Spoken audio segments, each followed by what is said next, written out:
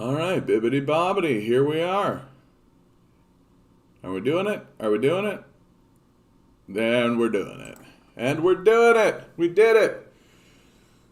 Oh man, how you guys all doing today? Holy cow. Another windy, blustery, cold kind of a day.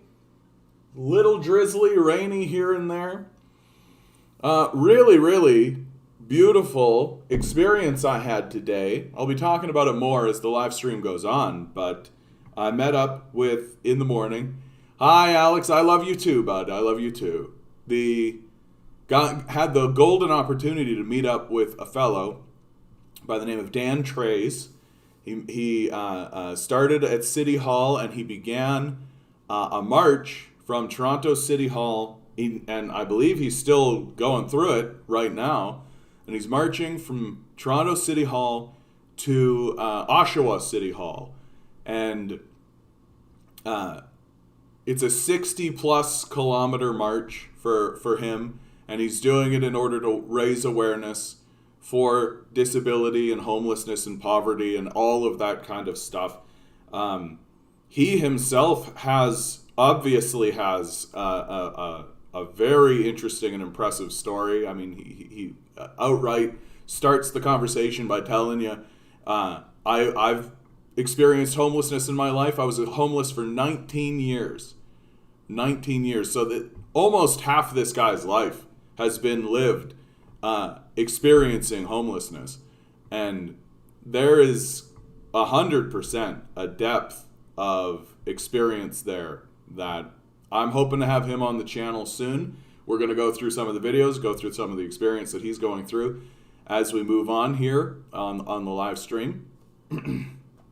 And, I usually start the live stream with the streaming away thing, but I'm in the mood to play a different song. So I'm going to play a song that I'm entitling 2020.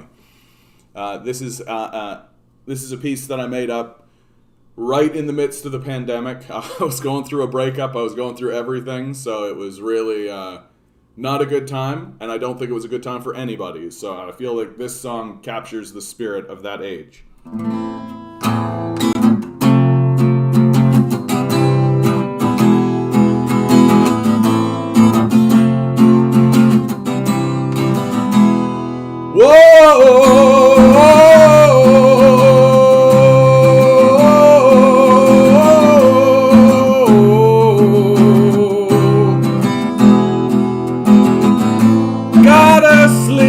Another month inside this car. The wage they pay me with don't get me very far. The chains that hold me break me down, but they don't scar.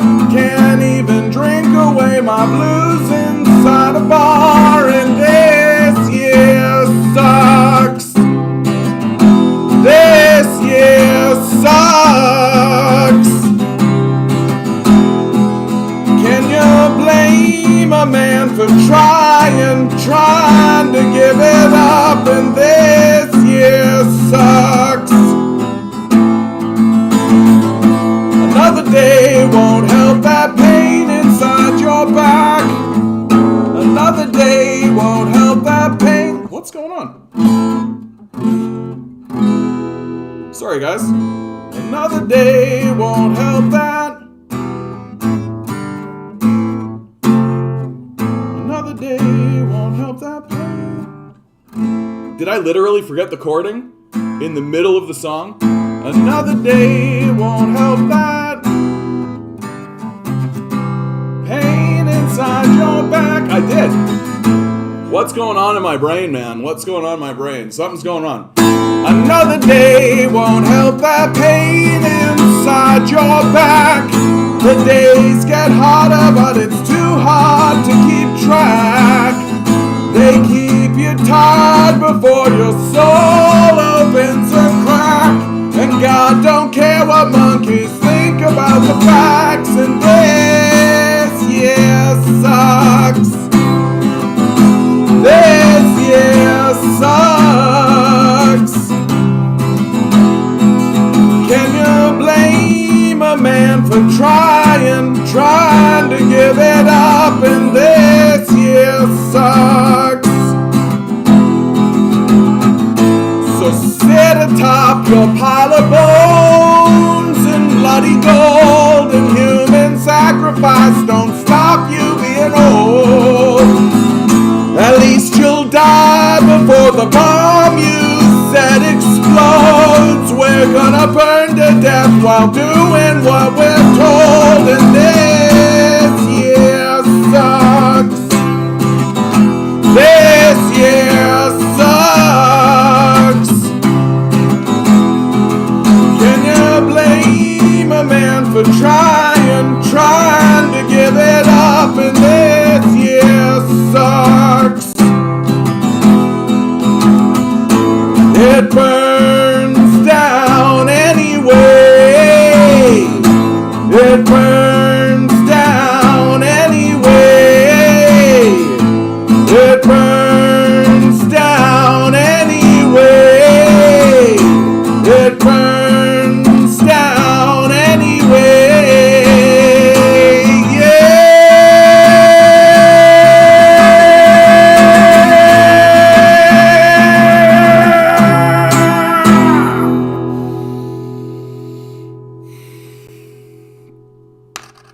It's not Friday, is it?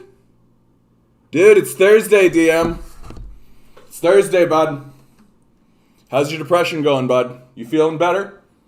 You feeling better? I worry about you, bud. I worry. I worry about us all, of course. But you came in.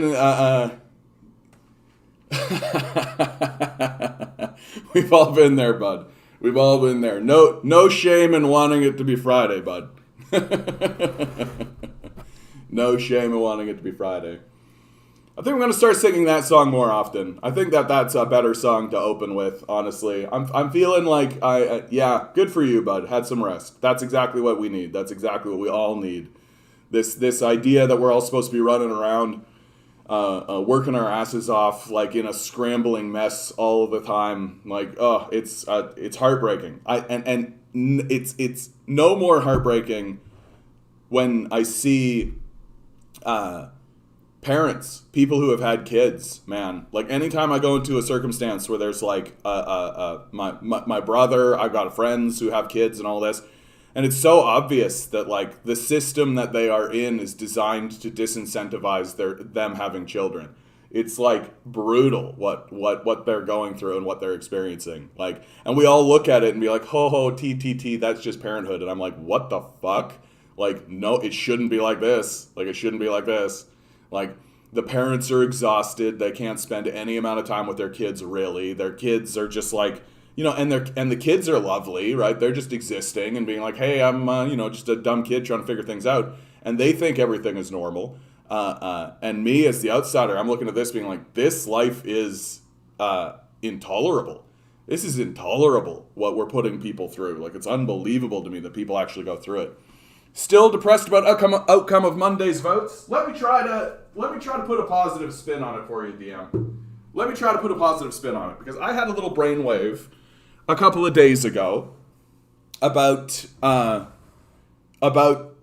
election, and it made me actually feel a bit better about the outcome, because the reason why we feel bad about it is because they're like, oh, nothing changed and nothing progressed, right? No, there wasn't a shift towards the NDP or the Green or the Communists or anything, and like nobody moved anywhere, and so, oh, what a waste, $600 million down the drain, hop, hop, hop, hop, hop, hop, hop, right?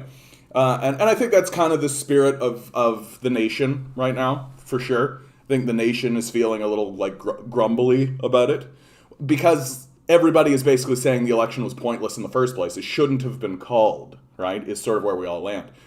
But the positive spin on it, the positive spin here, DM, is that you're correct. We didn't gain any ground. We didn't lose any ground either. Okay? We didn't lose any ground either. We didn't end up with a liberal majority. We didn't end up with a conservative minority or majority or anything like that. So, yeah, you're right. We didn't gain any ground. We're not plowing towards some kind of progressive utopia or anything like that, but Canadians entrenched their heels in the ground and said, we are not moving from this position, right? It's actually quite staggering when you think about it. I've never seen a Canadian election where the outcome from one election to the other was exactly the same, right? Where there was almost no change whatsoever. It's actually stunning when you think about it, right? It's actually stunning. And it indicates, I've been calling it like a constipation, right? But I think it goes a little bit deeper than that, which is to say that it seems to me that Canadians don't want to comply, that they want to dig their heels in. They want to say what we have now, a minority government, is acceptable. It means that the Liberals or the Conservatives can't plow through an agenda of austerity. It means that the NDP do hold a good deal of the balance of power, that they are still relevant in the political sphere. And I think Canadians more or less protested, right? That this election seems to me to be a protest election. That if no one had come out and voted, the outcome would have been the same. And it's to me, I sort of look at it, and if I want to think positively about it, I think that Canadians decided to keep things as they are because things as they are is not so bad, right? The NDP are fighting for a CERB. They're saying things like they don't want to commit austerity. They want to raise taxes on the wealthy. And while we didn't plow towards the NDP, we didn't repel from them. We didn't give the Liberals a majority. We didn't give the Conservatives any power whatsoever. That's a big win, dude. That's a big win. We didn't give the Conservatives a single extra seat of power. We didn't give them any extra power. That's a win. We should consider that a win, right? Aaron O'Toole ran a very competent, very excellent campaign in my view, right? If Aaron O'Toole was a Liberal, he probably would have won, right? With the campaign that he was running. He was offering people stuff. He was making concessions. He was acknowledging where the party had gone wrong. I actually thought that was his strongest moment that I ever saw in the debates from him, is where he was acknowledging where the Conservative Party could improve. Like, that's what Canadians want to be seeing, and we still didn't give them anything, right? So I feel like there are victories in the populace that happened. And while sure, we're not like plowing towards communism, like we didn't elect 10 communists or anything like this, the fact that we didn't just gullibly march along to the Liberal tune and give the Liberals their majority is itself a victory. We've done that before. Canadians have done exactly that before, right? We've done that under Chrétien. We've done that under Pierre Elliott Trudeau. In these snap election circumstances, we have gone along with the Liberals before, right? So the very fact that we didn't under these circumstances is a victory, and we should claim it as a victory, and we should say that it's a victory. And we should go forward saying of our fellow Canadians, okay, you're not happy with what's going on, and it's obvious, right? We entrenched our heels and we didn't move, right, from the position that we were in. Usually we give the Liberals their majority. That's usually what happens. We didn't. We dug our heels in and we said no. That's a win. So now we got to move forward from there and say, okay, so we've entrenched our heels. What now? What now? And we've got to understand that we're talking to exhausted, beleaguered, frustrated, angry people. And it's obvious. Right? It's obvious. They stubbornly dug their heels in and refused to move at all. I think it's a victory. I think it's a victory, and we should think of it as a victory. I mean, consider how much confusion there is in the conversation. How much confusion the corporate state is putting in. How much money the corporate state is funneling to these elections in order to try and get their austerity. Right? That's what they want. They want their austerity. That's what they want, right? And the Canadian populace refused to give it to them. Like, we won. Look, we won. We've definitely had elections where we've lost, but we didn't lose. And as far as I'm concerned, under these circumstances, not losing is good enough. Not losing is good enough. Ugh. So from here we build. We build a stronger movement, which is already being discussed. We're already talking about NDP should push for public hearings on popular wealth tax.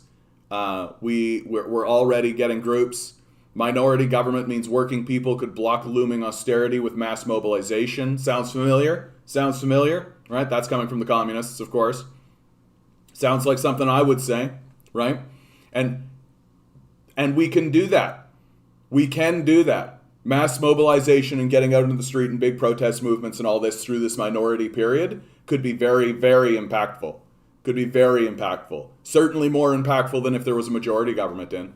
Like the majority government, like majority governments basically just get to pass big bills that are like this thick, where they just thump it on the table. They're like omnibus bills, right? And you just got to take them. And then all the opposition can do is, oh, that's democracy, and we're not, oh my God, and we didn't even read the thing, we don't know what it does, and oh, my jump, and that's literally all the opposition can do, while the majority government pulls out their cigar and smokes it, right? So this was a win, and we should consider it a win. We shouldn't be sad about it. When I was a young parent, hey Bumbleguppy, how you doing? When I was a young parent, my wife worked day shift and I worked night to get extra quarter. Didn't see my family for a couple of years, really. Yeah, that's sane. Like, that's really how we want to build a society? Like, it seems so fucking stupid to me. It seems really, really fucking stupid to me. Like, I don't really understand why we want to bring kids into this situation, right? Like, that's the thing. That's a big incentive for me why I'm not anti having a kid. I'm like not against the idea of having a kid in my life and like raising a child, but I'm not going to bring a kid into this. Are you kidding me? It just seems like I'm not doing them a favor, you know? Seems like I'm not really helping them out, you know? Like, that's how I view it. I know parents, and none of the people I have in my life, who I keep in my life, are guilty of this. I want to be explicit when I say that, but like, I do know that people have kids just as like a trophy, right? Like, it's like an achievement, right? Like, I got the house, I got the car, I got the wife, I got the kids, Chivos, right? Like, literally, that's how they view it. I don't view it that way. Like, you're bringing people, you're manifesting people into the world. You're going, people, right? Like, I don't know why you would want to plant a garden in a furnace. Like, it doesn't make sense to me. And in a way, it is sort of like a, it is like that manic, desperate sense of madness and hope that we have as people, that we hope that this is going to work out, but I'm not quite convinced. Like, this place could be so much better. It could be so much better. It could be so much easier. Everybody could be having such a much better time. Like, everything could be calmer and cooler, right? There's so many things that we could do. Like, so many things that we could do. But everything's being held up by this rapacious group of sociopaths who, like, don't want us to survive. Like, they're actively trying to murder us. So I just having a kid amidst that seems a bit much. They want us to instill impossible and pointless regimens into our kids with no disciplinary measures allowed, or they'll take them away. I'm not talking about spanking. I'm talking about rules. Yeah. No, it's not controversial, right? You live in a society that's all about free market and freedom. That down in the States, people are literally killing themselves for their quote-unquote freedom, right? Like, I should be free to choose to die of COVID, right? Like, that kind of stupid shit.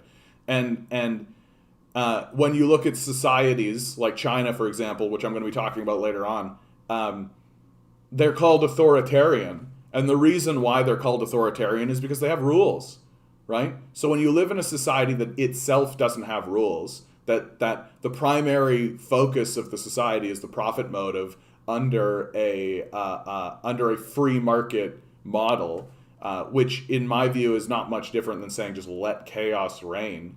Well, then if you stand up as a parent and say, like, hey, I'm going to have rules, then you're like this slave driver, or you have like you're authoritarian or whatever. And it's just like, no, I just have expectations and standards and rules that I want to adhere to my household. What's so wrong about that? What's so wrong about that? And I think it plays. I think it ties into everything. Like, we're all supposed to just let kids do whatever they want. And I'm like, nah. Like, big nah. Like, and you can see it in the conversation about, like, China is limiting the amount of time kids are allowed to play video games or have, like, phone time or any of that kind of stuff, because the science is showing that it fucks with people's brains, right? And so, like, people call them, like, oh, it's so over, it's so authoritarian. It's literally like, nah, man, like, if I was a parent, I don't know if I would be cool with a kid having one of these fucking smartphones. Like, what, you're literally going to let your 12-year-old kid have unlimited, unfettered access to the World Wide Web in their pocket? Seems like a bad idea. Like, seems like a bad idea. Straight up. Like, that, just think of the crazy stuff that can happen to a 12-year-old with just this phone that connects nilly-willy to, like, literally the entire internet. Like, no. Maybe not, right? Maybe not. I think if I had a kid, I'd just literally not have smartphones in the house. I'd just straight up would just be like, nah, but, like, you don't, nah. Like, this shit's for grown-ups. This shit's for grown-ups. I heard it described, Ivan's subtitle, I listened to Lego Virtual General Strike. That is like a word salad to me, bud. I feel like you got auto-corrected a little bit there. Yeah, but bruh, 200 million dead iPhones. Like, and that's the other part of it. Like, make these things to last, please. Like, 20-year guarantee. 20-year guarantee or you don't get to make it. Like, I don't understand why this isn't normal. I don't understand why it's strange to say that we should expect things to last. Like, that's very, very strange to me. Yeah, commitment and determination can be good qualities, exactly. New Brunswick's looking like it's going to have a general strike. Really? What's leading you down that path? New Brunswick general strike. Incredible Mystic Werewolf. I hope you're good too, Mystic. I do remember you. You've changed your name a little bit. I like it. I like it. You seem to be in a real interesting transitionary phase, bud. And I'm really happy that you keep touching back here. I got to tell you, the fact that you just popped in here has already made my day, bud. The fact that you're just popping back and saying hi and that I'm something of a touchstone for you makes me feel good about myself, because I think about you every so often. Because I know that you were in conservative town and then you started talking about a libertarian sort of worldview, but you keep coming back to the communists. You keep coming back to the communists. There's something here. There's something here, right? And I also love your name, dude. Incredible Mystic Werewolf. That's amazing. That's amazing. Alex. CUPE is looking like it's going to vote for a strike in New Brunswick. Whoa, that'll make headlines. That'll make headlines. Oh, yeah, here you go. Workers in 3 New Brunswick vote in favor of on a general strike. Okay. Look at this. It's picking up. It's kind of old news, like it's about a week ago, but still, that would be super, super, super amazing.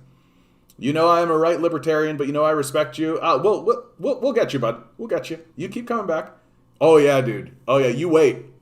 This is just phase 2. This is phase 2. Phase 3, it gets real good. It goes nice and red. It starts to like really get like a red brick kind of look about it when it gets nice and big. I'm gonna try and keep it smooth on the sides and let it keep going. The problem is that it's super coarse. That's the big problem with my beard, is that it's super coarse, so it doesn't like grow down nicely. It's not like a nice like Gandalf beard. It just kind of keeps bushing, you know? I'm not gonna get the Marx beard. It's not what happens. Like it just gets thicker. Just gets thicker and thicker and like pushed down. It's kind of like a Brillo pad if you think about it that way. Anyway, that's beard talk.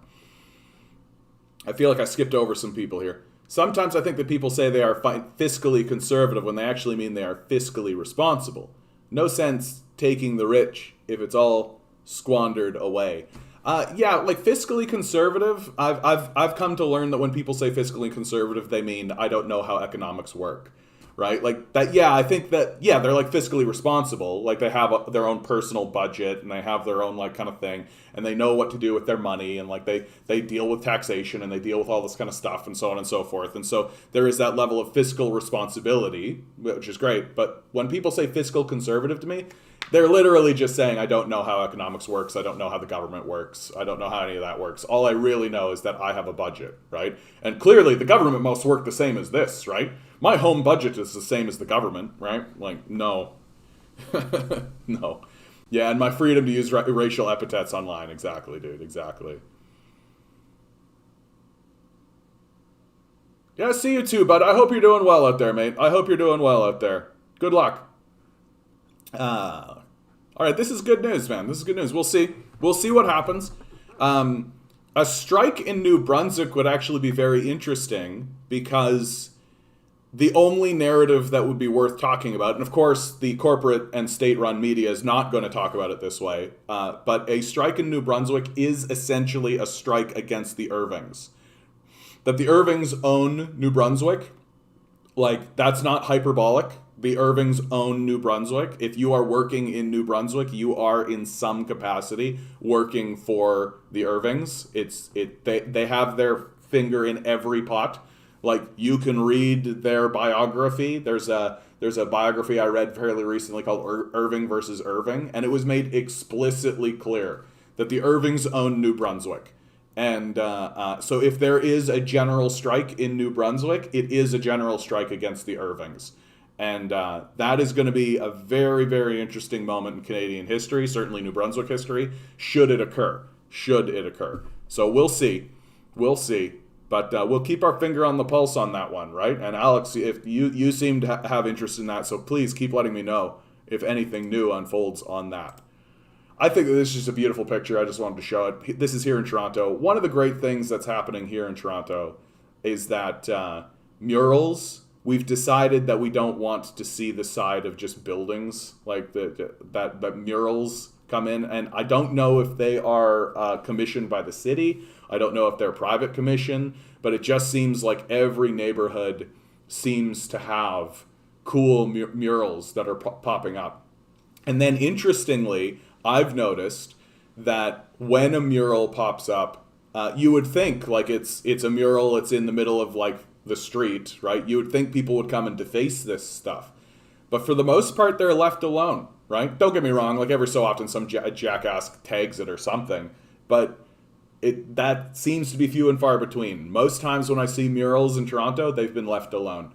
And there's something kind of beautiful about that. There's something really amazing about the fact that, like, when someone puts a piece of art up on the side of a building, everybody just kind of goes sweet and leaves it be, right?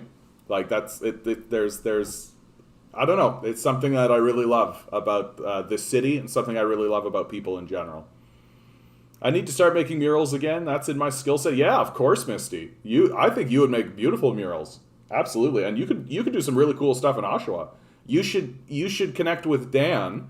Get him to talk to get him to connect you to the city mayor, because apparently he's got a pretty good relationship with the city mayor. So, and that's something that we're gonna pop into right away. Actually, now that I'm talking about it. Oh, you know what?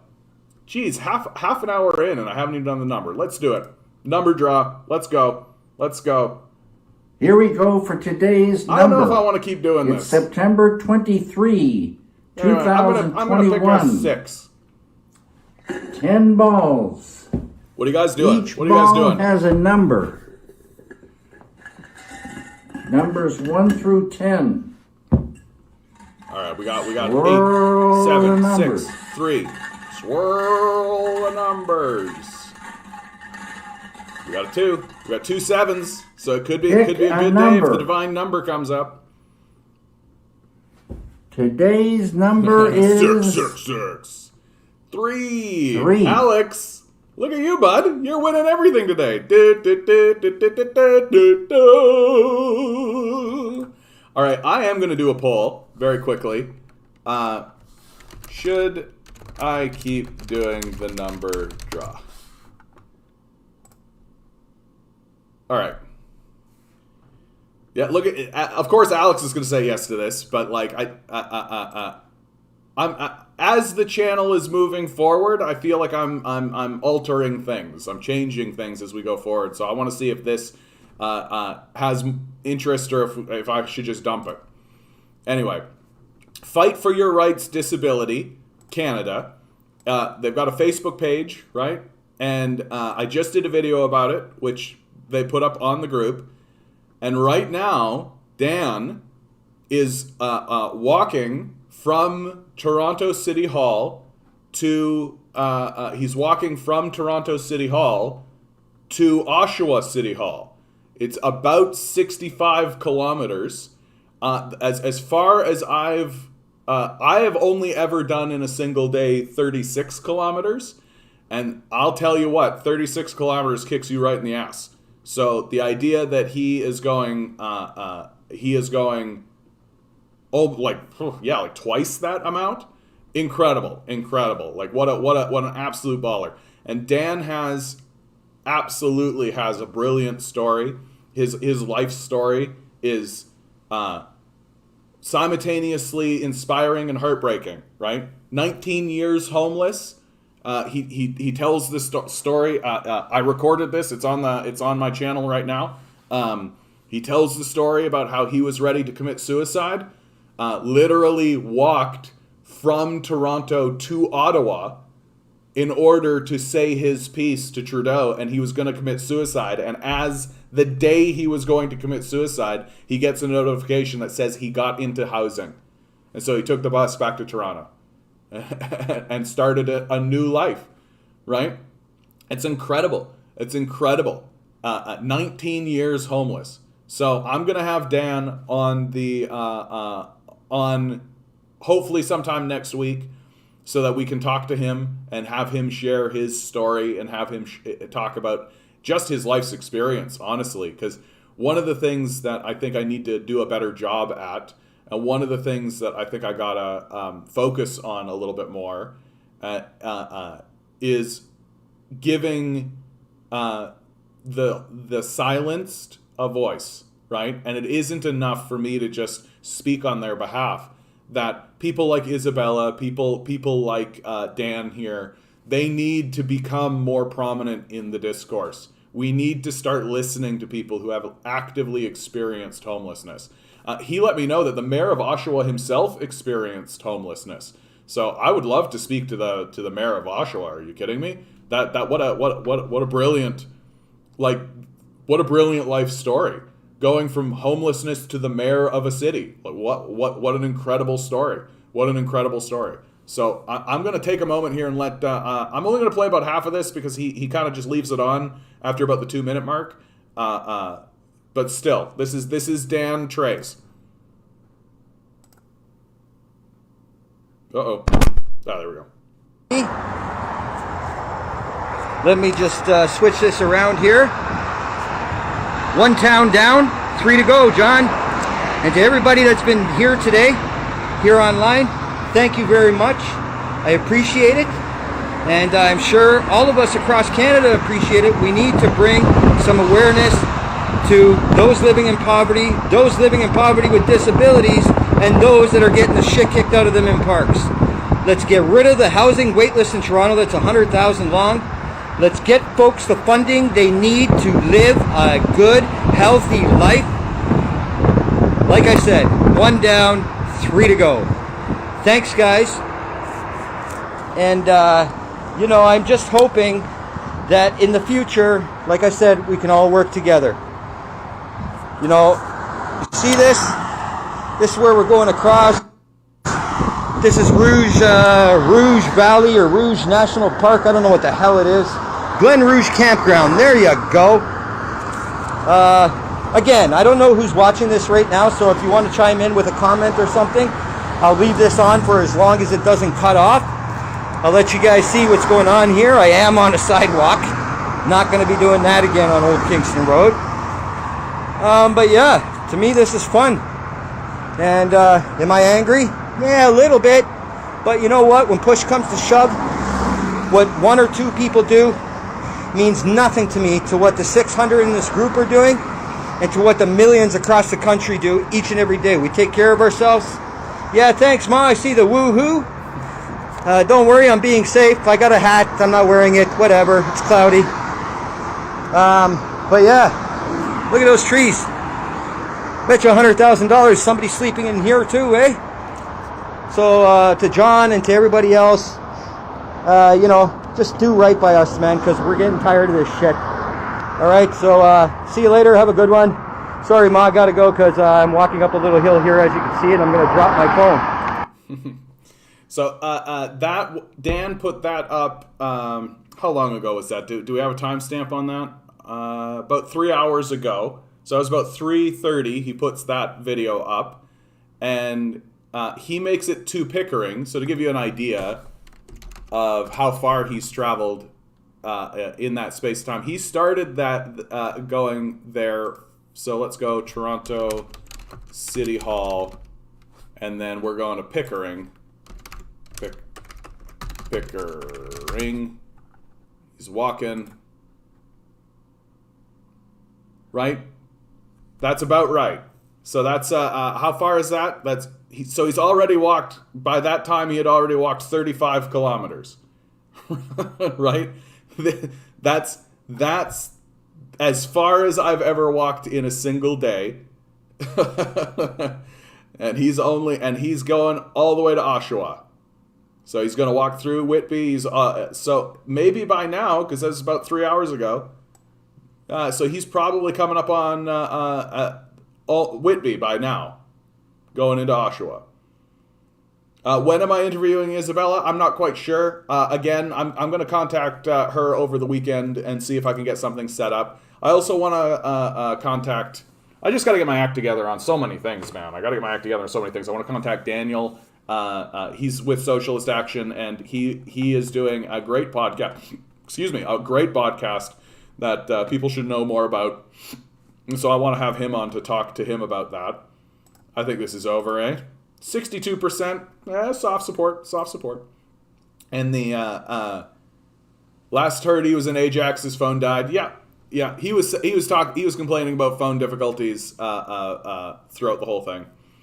And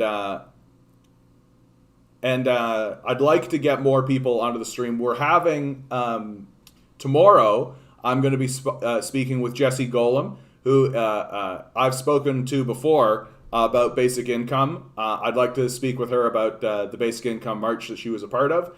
I'm gonna push on her a little softly just to sort of figure out what kind of internal.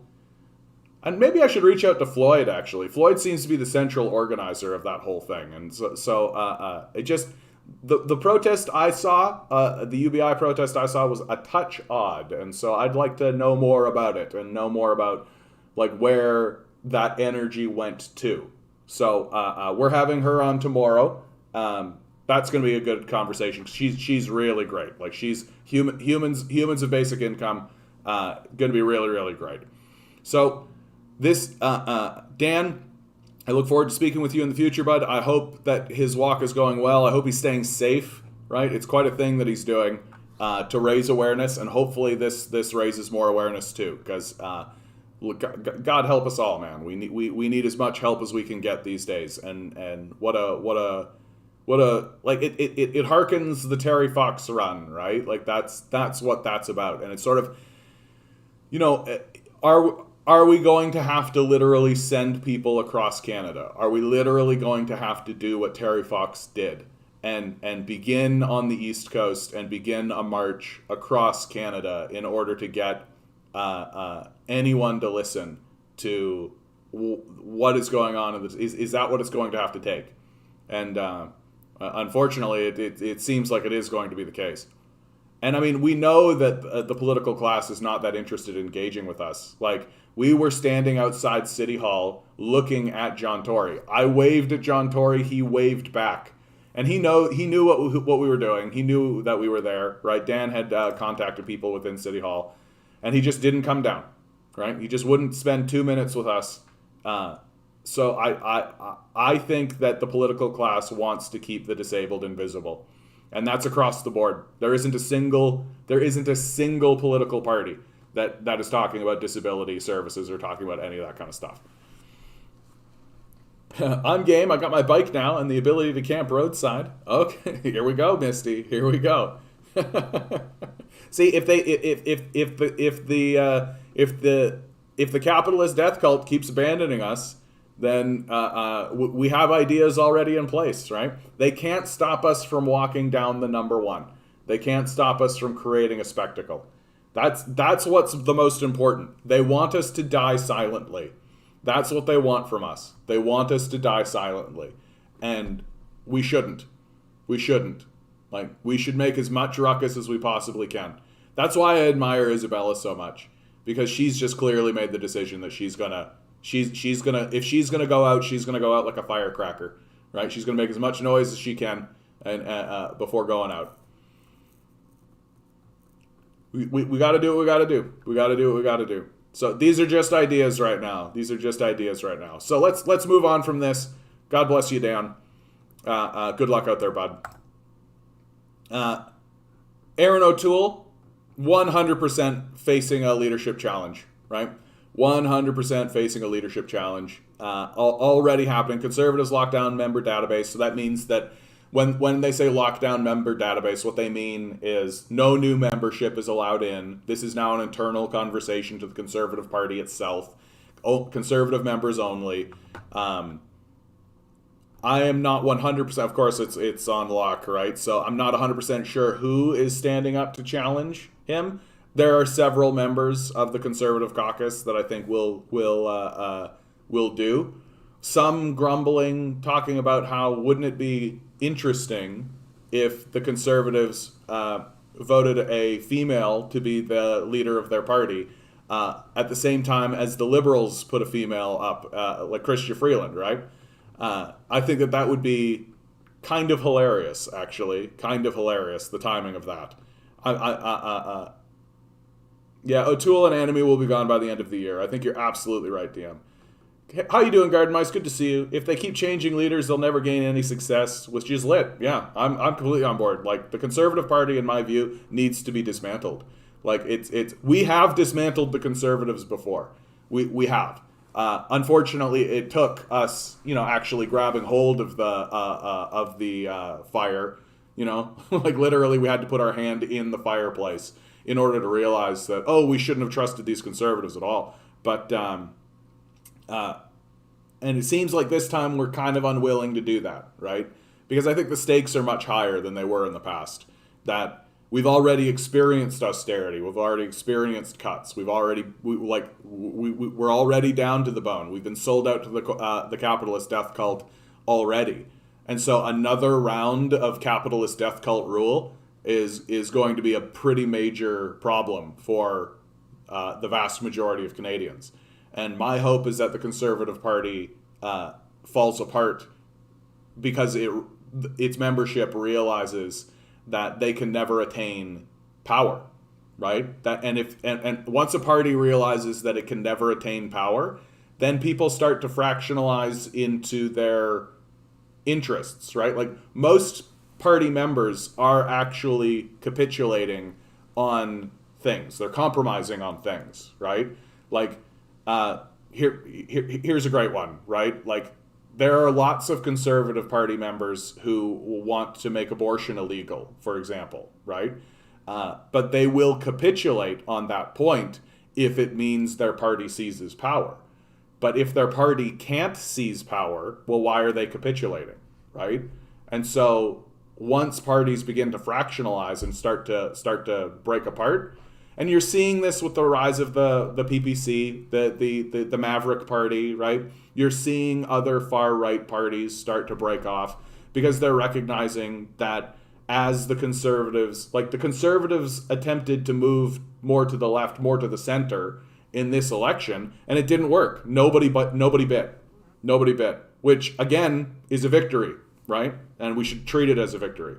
And I don't see how the Conservatives, like, the jig is up. Like, we're on to them, right? Like, we know what they stand for. And it is now getting to the point where if they stand up and say something, we assume they're lying to us, right? So how do you come back from that? My hope is that they don't, right? That's my hope. That Canadians are just, we get it. We see who they are, right? And nothing they can do will ever solve that. So my hope is that we've broken up with the conservatives and that breaks up the Conservative Party.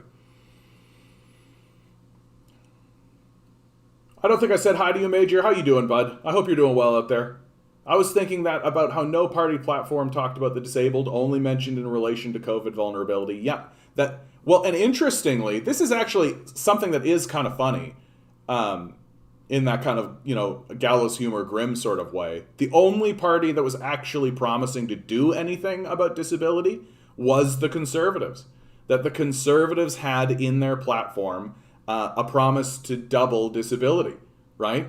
Like it was clearly a way for them to hold up a shield and pretend like they were moral while their plan was to gut all of Canada and to privatize the healthcare system and all of this. But they were the only ones that actually had something like that in their party platform in the first place. Didn't mean they were talking about it, right? Didn't mean they were talking about it. But like that's odd to me. It's odd that it was the Conservatives that were saying that instead of the NDP or the Liberals or the Greens or the Bloc or anybody, right? Like, disability services should be tripled, in my view. Disability services should be tripled. Like the idea that we're spending less than the Americans are, we're spending less than European nations by a factor of 3. Like, it's embarrassing. It's embarrassing. We're an extremely wealthy nation, right? We have all the resources to do it. We're choosing not to. It's very straightforward. And I have 2 views on this. One is that I think Canadians, by and large, don't care about the disabled. Like, I think that's pretty clear. But also, I think Canadians don't really understand how bad it actually is. Like, I have 2 conversations on this line. One is the sociopathic, just like, oh, well, what are you going to do? Like, who cares? They're probably just grifting the system anyway. They should just get jobs, right? That conversation. But more often, I have a conversation where I tell people about how we give less to the disabled than the Americans do, and they're like, what? Like, it is because people do not know, right? Like, they want to believe that they live in a society that takes care of its disabled, and it's not the truth, right? Like, that's sort of the depth of the naivety of the Canadian populace at this point. That they don't really understand that they've been taken over by a death cult. That they don't really get that.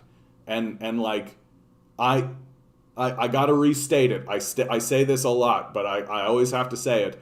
I'm not being hyperbolic when I say that. I'm not doing that to drive clicks, right? Like, I'm not doing that to clickbait, death cult, let's see what this guy has to say, right? Like, sure, like, it's nice that happens, but I'm being very truthful when I say it. We have been taken over by a death cult, and it's very obvious that is the case. And we have to fight back, and we've got to fight back as if it is a death cult, because it is. And if we do nothing, if we just sort of shrug and assume that, like, they'll do rational things and they'll do things for the interest of the populace or all that kind of stuff, right? Like, certainly the political class will do that. We will die. Like, it's not that we will have a harder time. It's not that we will have a more difficult path ahead of us. We literally will be burnt down by the blazing sun. That's literally what is going to happen. And we're supposed to be, like, having kids and shit in the midst of this? Like, yeah, right. Yeah, right. Like, why? So we can watch them starve and die? No. Nah, bro. Like, no. I know, bud. I know. Hey, I'm almost at 700 subs. I know. And you know what, dude? That happened real fast. I went from 600 to, like, 650 pretty reasonably quickly, but the path from 650 to 700 was like boop, boop, boop, boop, boop, and it just happened. I just didn't even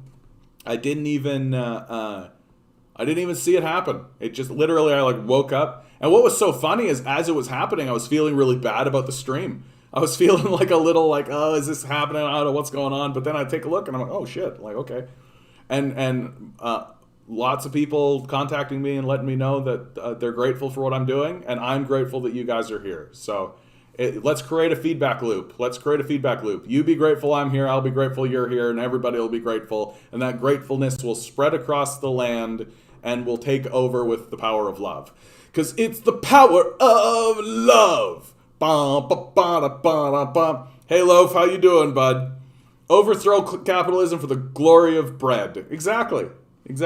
I mean, we are facing famines soon. I will gladly overthrow capitalism for the glory of bread. Let's avoid those famines. What will it take to get an orange wave in the next election? New leader, more liberal scandal. I think that the NDP do need to come out strong and hard on the turban issue. I made that video and I released it into the NDP, like the NDP channels, right? I sent it to the NDP people, and I was expecting a lot of blowback, and that didn't really happen. I think the people within the NDP are fairly aware of it. I think that they are like the blowback I got was like, okay, that's not the singular thing, right? Like there's a lot of things that we need to look at and all that kind of stuff. And my response is like, okay, but you are acknowledging that that is a thing, right? And if you do nothing about it, then it will continue to be a thing. And like, I straight up think that the NDP just need to bring it up. Like, Jagmeet Singh just needs to bring it up. And that's why I suggest doing ads that doesn't condemn the people that are not voting for him because of a piece of cloth, but that just acknowledges that we're aware of it. We know, right? Like, we're aware that there are people who are like, oh, wow, I love your platform. Oh, dear, a cloth on your head. You know? Like, it's stupid, but it's true. And I also do think, like, if I wanted to be more fair to the NDP and more fair to the Canadian populace in regards to this particular issue of, like, an orange wave and why can't the NDP gain support and all of that, I do think that people were beleaguered in this election. I do genuinely think that that's the case. The people were more interested in consolidating what we have than going in a new direction. I just think people were angry, beleaguered, and frustrated, and so everybody just sort of dug their heels in and decided, no, we're not gonna move from this position. We're gonna maintain our ground. So it could very easily be that, let's say this minority government is actually successful and that there isn't a vote of no confidence or any of this kind of stuff, and they actually move forward and they actually govern, right? And everything's like, reasonable for a good period of time. And then we have an election in, like, let's say 2 years, right? That's reasonable. Like, that's how long this government lasted, 2 years. And the only reason it could have lasted longer if it wasn't for Trudeau's, like, snap election, right? So this configuration could continue for 3, even 4 years, right? Not crazy to think about that, especially considering the outcome of this election, right? By then, it could be reasonable to believe that we are getting through the pandemic in a way that is rational, like that it's under control at least, and that we're actually through it, and the populace could be ready to move, right? And so that puts us into a really interesting situation, right? Politics is malleable; it moves. So, and this could change. This could change month by month, right? Probably not day by day, right? I think Canadians, now that this election is over, I think most Canadians are like, oh, good, election behind us. Grind back into my capitalist life. So we'll see. We'll see. I do think that what people are saying in regards to the NDP should push Liberals for public hearings on popular wealth tax. That's a good place to start. That's a good place to start. Because the NDP are the only party saying this. The NDP, it's a very popular idea, and people intrinsically understand that if a wealth tax does not come in, it does mean that we are going to experience austerity. That it really is wealth tax austerity. That is the conversation. And people do not want austerity. They expect austerity. Like, we're expecting it, right? Because that's what's always happened. But they want this. And so the NDP should be pushing on that button. They should be pushing on that button every chance they have, right? And of course, I could lay a critique out on the wealth tax. Like, I mean, oh no, we're going to return to this to taxation, to like pre-Paul Martin taxation, right? Like, it's like it's not going to overthrow the capitalist state, but it is something instead of the absolutely fucking nothing that we have going on right now. Yeah, I don't know if Canadians can trust the libs. They can trust the cons, both dishonest and but we don't. We don't trust the liberals. We don't trust the liberals, right?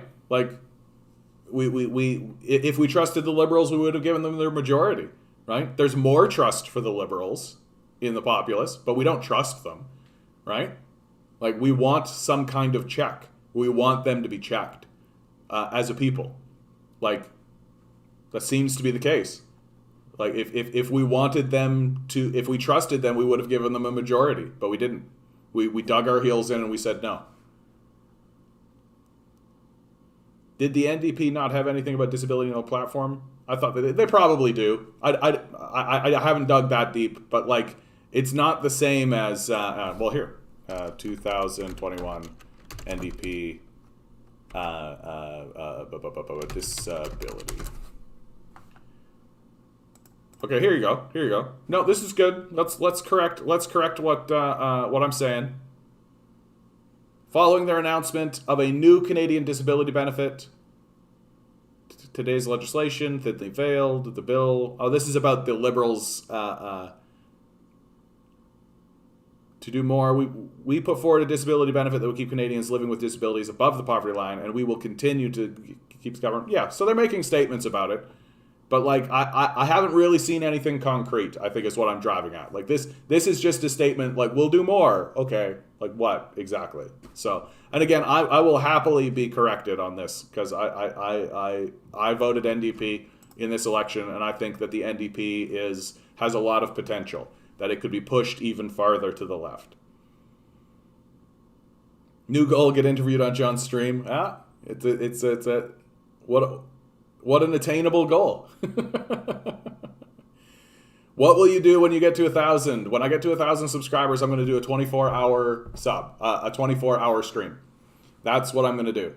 I've already decided that I do 24-hour stream, or I have stayed up 24 hours fairly regularly. I'm getting old, so it's getting harder.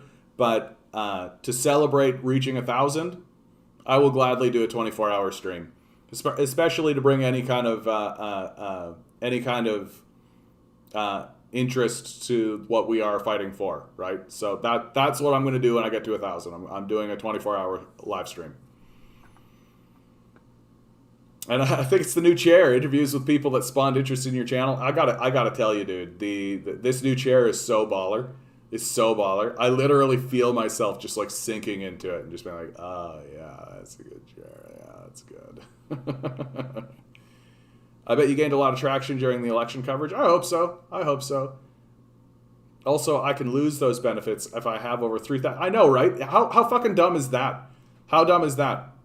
It's literally like you you're doing too well. Like what the fuck is this? Like what the fuck is this idea that like, oh sorry, the supports that we have in place, we have to remove them because you're doing slightly too well according to this means test thing we have. Like, this is why I support universal support systems, right?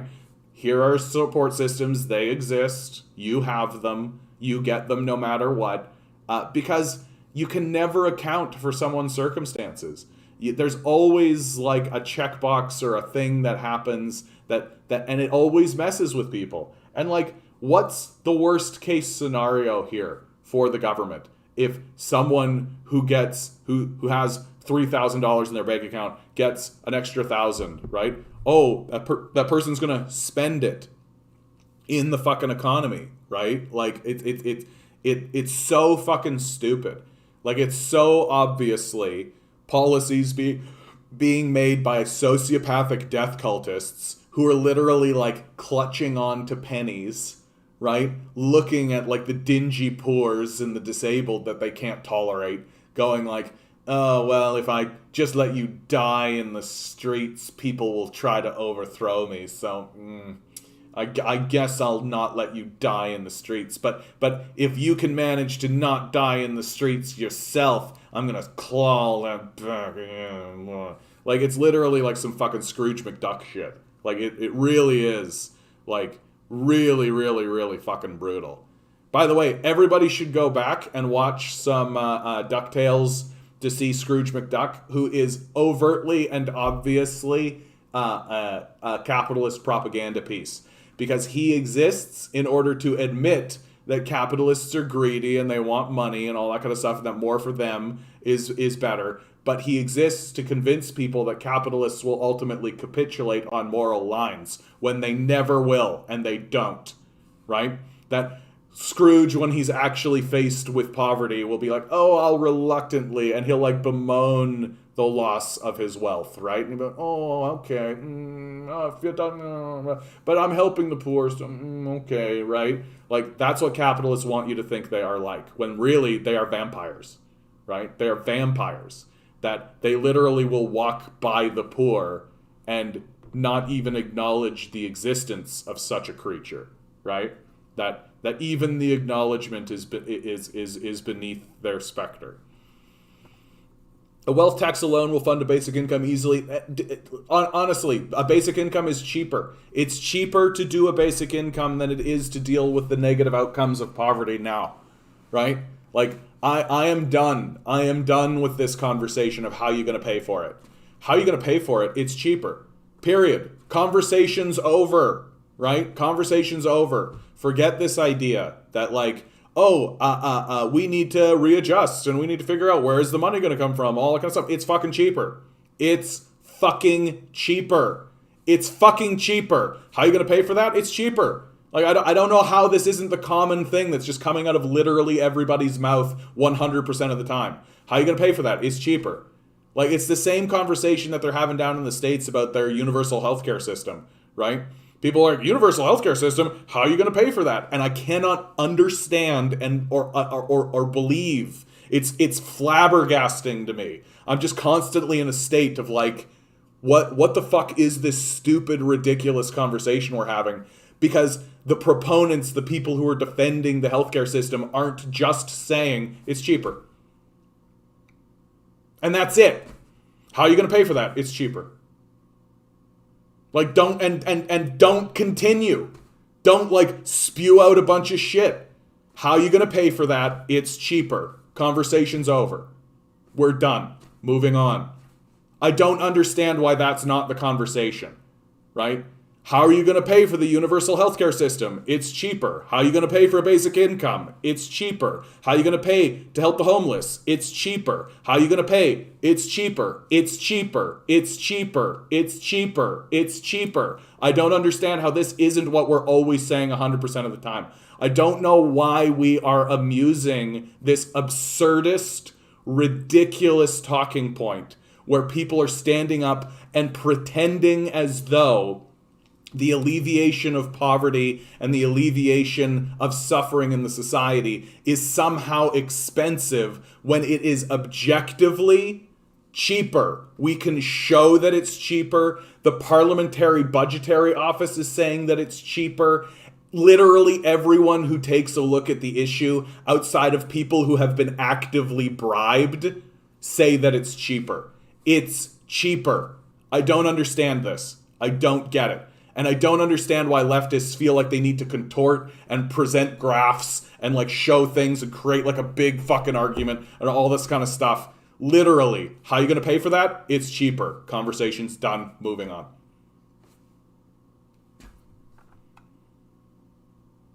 Bye, Alex. I'm sure you're already gone by now, bud. Hey, Matthias, how you doing today, bud? Can fund basic income and more simply by moving schools online. School system is antiquated. Classrooms should be virtual. Should they? Should they be virtual? I have many, many, many, many opinions about education and our education system. Our education system was 100% erected to funnel people into factory jobs. That's what our education system was for. It was erected as a benefit to the capitalist class under the specter, right? Under the like the smoke cloud of like, oh, we'll educate the populace and that'll be better. And really what it's ended up being is a way to babysit children while we plunge their parents into a constant state of wage slavery, right? And to free their parents up so that they can go into wage slavery jobs, and then to train those children to go into wage slavery jobs, right? That's what the education system always has been. And this idea that it was for the benefit of the society and for the benefit of like, that's just a grift. That's just a way to convince the populace into continuing moving forward, right? And that things like reading, writing, and math, if it wasn't useful for the capitalists for us to know that, we wouldn't, right? Just how it was in medieval feudalism. Like, you didn't need to know any of that shit to be like a serf that worked the land, so you didn't, right? And then suddenly there were like machines and there's all this kind of new technology and stuff, and they need workers to actually interact with it. And so they say, well, we do need these workers to actually know math and to read and to write.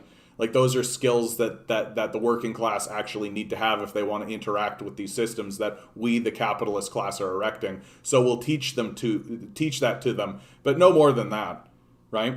And we'll have them read, like, I don't know, Shakespeare. We'll have them read Hamlet 4 times, right? I have big critiques about education systems, especially in the United States. Like, the United States education system is a fucking joke. The fact that teachers are not paid the same as like doctors and lawyers and engineers, that's true in Canada, but it's really fucking true in the United States. It's a total fucking farce. And the idea that you're going to jam like 40 kids into a classroom, it's not education anymore, right? You're just lecturing at kids, right? Meanwhile, you got kids sitting there being like, and they clearly don't want to be in the classroom, and they clearly can't pay attention. They're not getting anything out of this experience. And instead of funneling an education system into what the purpose of an education system should be, which is discovering the intrinsic nature of why a person exists in the first place, right? Did anybody ever have a conversation in their school that asked them, like, hey, what do you think you're doing here? Like, the question you get asked is, what are you going to do after this? Like, what job are you going to go get, right? Like, what capitalist slave job are you going to go get? Who are you going to sell yourself to? That's what they're asking you, right? They're not asking, like, hey, you're like a being made out of light, that has become manifest in the planet because 2 humans managed to copulate and manifest a light being into the divine energy that we all stand in.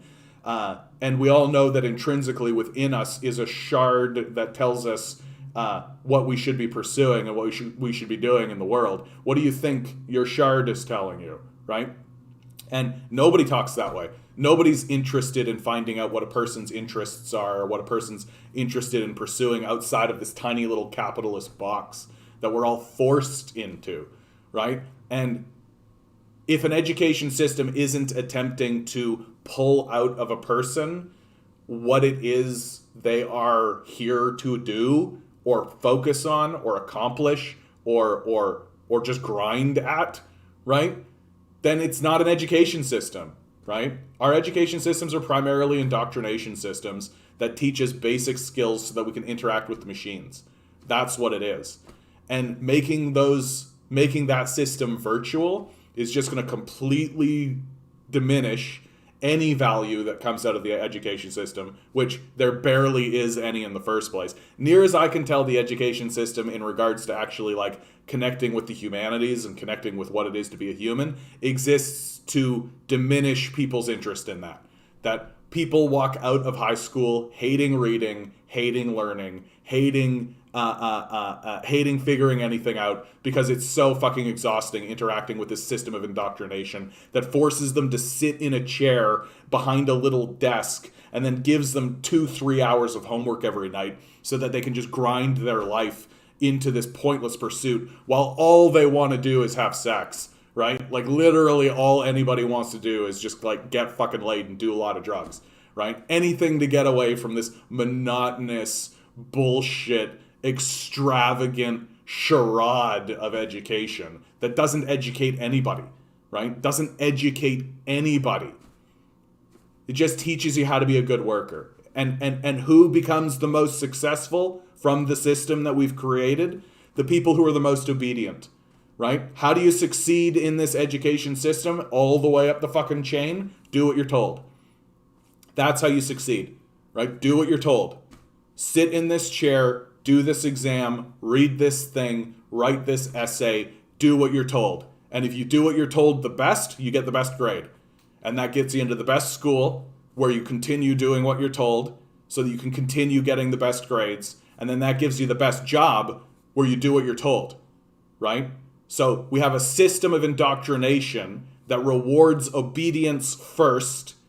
It doesn't reward intelligence. It doesn't reward competence. It doesn't reward any of that. It rewards obedience first. And as long as you comply, you're going to get the good job, you're going to get the good connection and all that kind of stuff, and then you get to turn around and tell people who refuse to comply, because it's an indoctrination system that shovels us into wage slavery, right? I can't imagine why people are rebelling from that. And then they get to turn to the people who decided not to go along and comply with this overt, obvious indoctrination system, and say, oh, you just needed to get a better job, right? Which, get a job or get a better job is essentially saying obey more, right? Just be more obedient to the capitalist death cult. Like, it's not an education system. Like, I'm quite serious when I say there is not one single institution that has credibility in this society. And the education system's no different. Teachers get really fucking mad at me when I talk this way, by the way. But it's the same, in my view, it's the same as how, like, cops get mad when we talk about how they exist to protect capital exclusively, right? Like, I'm sorry. Like, sorry that your life's pursuit is to indoctrinate kids into a wage slave system. Like, sorry, but it is. Like, that's the curriculum. That's the system. And if we suddenly made it all virtual, if we suddenly made it all fucking virtual, it would only make everybody dumber. It would only make it worse. It would only make it worse. Because now you're not even getting like a real one-to-one human connection with a person, right? Now you're just like in your little isolated box, right? You're in your apartment or your house or your bedroom or whatever, staring into a screen that's just shoveling light into your eyes. While you listen to somebody like talk about something that you're not really paying attention to because it's fucking pointless, right? And the people that virtual education system will spit out, the people who are the best at that, will be the absolute worst humans alive. They will have no connection to any kind of social life. They will have no connection to humanity. They will have no connection to the natural world, right? They're living in a literal box. They're literally living in a box, right? They don't even get the opportunity to go outside their house, live in nature for a second while they get into the school bus and then get jammed into behind the desk anymore. They don't even get that experience. That's gone. Now they're literally living in a fucking prison box, it might as well be, isolated from everyone, no humanity, no connection to anything, no connection even to people who could be in solidarity with them and say that this whole thing is fucking bullshit in the first place, right? None of that exists anymore. And the people who come out of that system, who get the good grades, who do all that kind of stuff, are going to be absolutely fucking indoctrinated on a level that is unbelievable. You're not even going to understand how to talk to these guys because they're going to be so like think about like Elon Musk fanboys and how fucking like crazy they are about this ridiculous apartheid emerald miner's son. But then put that into like, no, capitalism's the greatest system ever. Of course it is. It's rewarded me totally for subserviating my entire humanity to a virtual death cult that literally is only rewarding me because of my subservience. Like, I think we should go in exactly the opposite direction. Like, I literally think we should pay teachers $100,000 a year. They should have 5 students. I'm quite serious. They should have 5 students. And the entire goal of interacting with these 5 children should be to figure out what it is they're good at and to figure out what it is they're here to achieve. And sure, teach them reading, writing, math, all those skills, all that kind of stuff. That's great. But if you're not trying to pull out of them, hey, spiritual light being that's manifested randomly in the world, what is it that you're here, you think, to do, right? If you're not asking that question, you're not an education system. You're an indoctrination system. Man, I did have a lot to say about that, dude. I did have a thanks, Matthias. Straight up, thanks, Matthias, and no hate, by the way, for the fucking the classroom should be virtual comment. I strongly disagree, as you can tell, but like, man, I feel a lot better now. Actually, I do. It's like I just took a really nice shit. Look at that.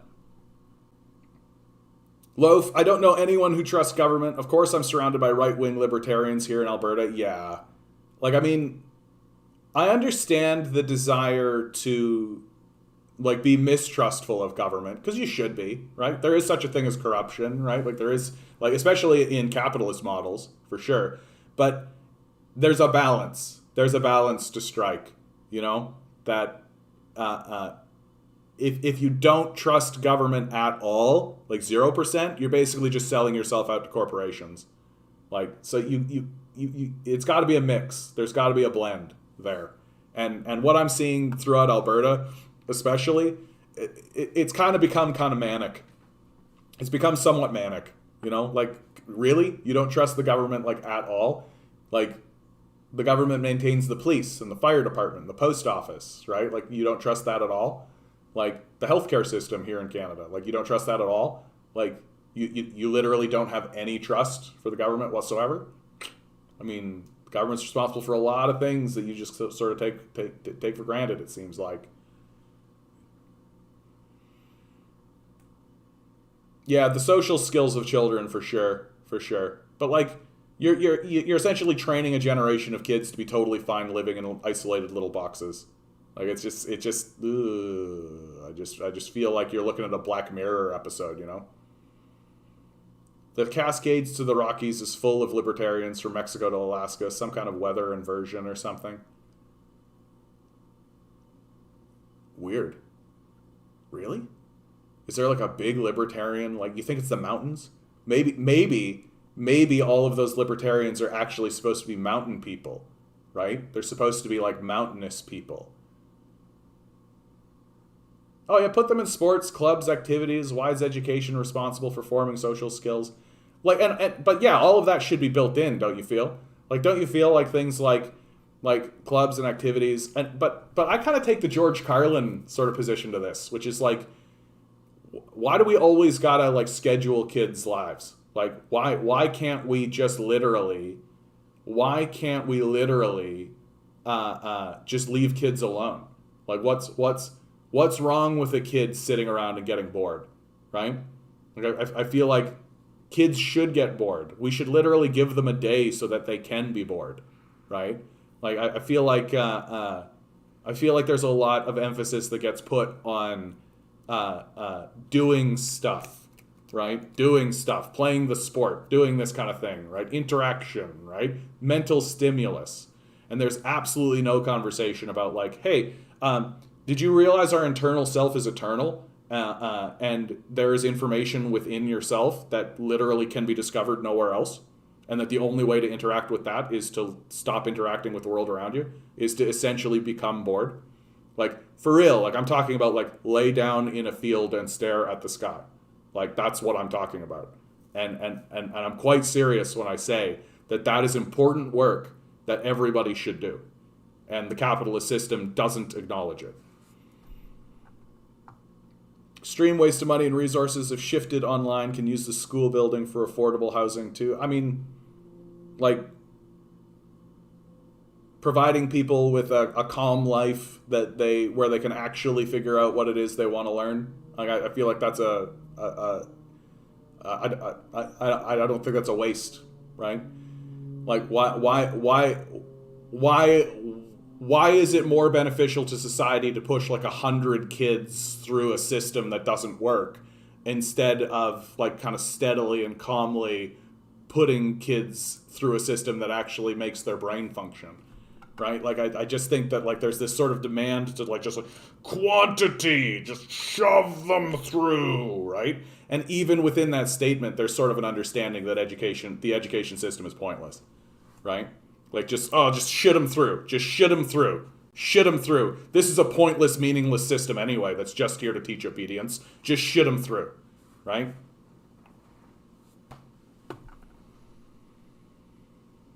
Hi, did you see the video of an Islamophobe? Hey, Ruth, how you doing? At one of Singh's pressers? Oh, God, I did not. I don't know why I'm even looking this up. Singh. Singh. Did that happen fairly recently? I mean, like, look at how much shit this guy is taking. How Jagmeet Singh canceled outrage for speech on Islamophobia. This is Our Canada, the backstory of Singh's speech. Speaks out after Muslim family. Like, he's just taken so much fucking shit. Like, confronting heckler. Like, and literally it's like, what is it for? Like, what is it for? It just seems so overwhelmingly pointless. Yeah. I saw that, man, that racist lady was really entitled to the time and attention like it was hers. Yeah. Unbelievable. Unbelievable. Education fills a significant portion of children's days. Moving online essentially isolates them for a large percentage. Additionally, it acts as childcare for parents who can't afford other options. They can get used to it because that will be the majority of their adulthood as well. Look where we are all at right now, learning together online. I couldn't afford to pay for care for kids all day. Well, and we're talking, like, I think that this is an insane conversation. The childcare conversation is nuts. Like, our system doesn't allow parents to actually take care of their own children. It just seems nuts that, like, this whole childcare angle. I just am like, shouldn't we want parents to raise their kids? Shouldn't we want there to be larger support systems in place specifically for, like, parents and children to spend time together? Isn't that, like, that to me is one of the most intrinsic and important aspects of being a human and being alive. People go to enormous lengths to discover their family history. Like, people who find out they're adopted, for example, right, go to enormous lengths to find their biological parents, to create or understand the history of where they come from. Kids who spend less time with their parents because of the nature of the capitalist system, they really don't like it, right? Kids want to spend time with their parents. There's like an intrinsic biological need for a connection to the people who spawned you, right? It's so deep inside of us. We want to spend time with our family, and the system completely obliterates it from the outset. It's just completely obliterated. That the system that we have in place does everything it can to remove the child from the parents and put them in a little box, right? And the only time the parents actually get to spend with their kids is in transition moments, right? When the kid is transitioning between sleeping to going to school, from going to school to coming home, and then there's like a dinner, and maybe you can all sit down and watch one show or something, right? Because you're all fucking exhausted. And then you transition that kid to bed, right? So most of the experiences that kids are having with their parents are in these transitory moments where they're shifting between capitalist systems. That and so you're not actually spending time with each other. You're not actually connecting with one another. You're not actually living in the world as people. You're just in transit, right? And it just seems like it's heartbreaking to me. It's heartbreaking to me that families can grow up, like kids will grow up in a family and never really know their parents, right? They'll just never really know their parents because their parents were grinding away into this capitalist system while they were grinding away into this education system. And then they all kind of come together and they don't really know who anybody is, right? And then suddenly, like, you've got a 20-year-old, right? And parents scratch their head and wonder why, like, oh, the 20-year-old's off and he never contacts me. I never hear from this guy. Well, yeah, because he doesn't know who you are, really. You know, you're just sort of the guy that drove him to school. Like, that's the hard truth, right? That you are just kind of the guy who was, like, around to make sure that I got to school on time. Really. Like, so, like, parents end up being, like, chauffeurs and chefs. They don't end up being parents. Not really. And, like, kids don't really get to spend much time with the people who like should be raising them. And the system that's in place doesn't exist to facilitate this connection. It doesn't exist to investigate anything internal. It doesn't exist for that reason. It explicitly exists to separate these things. And I just like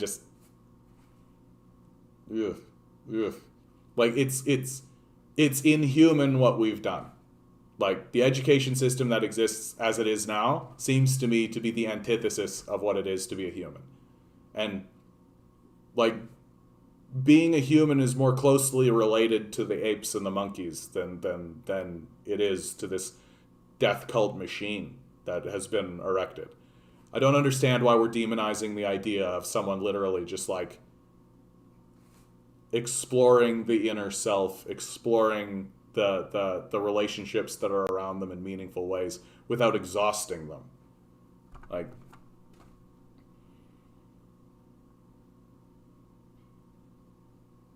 which is cheaper, homeless shelters, country jails, and federal prisons, or UBI? Exactly, Mocked. It's cheaper. We didn't need a bus. Oh, it popped down on me.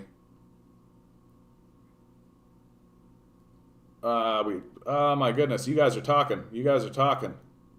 I'm falling way behind.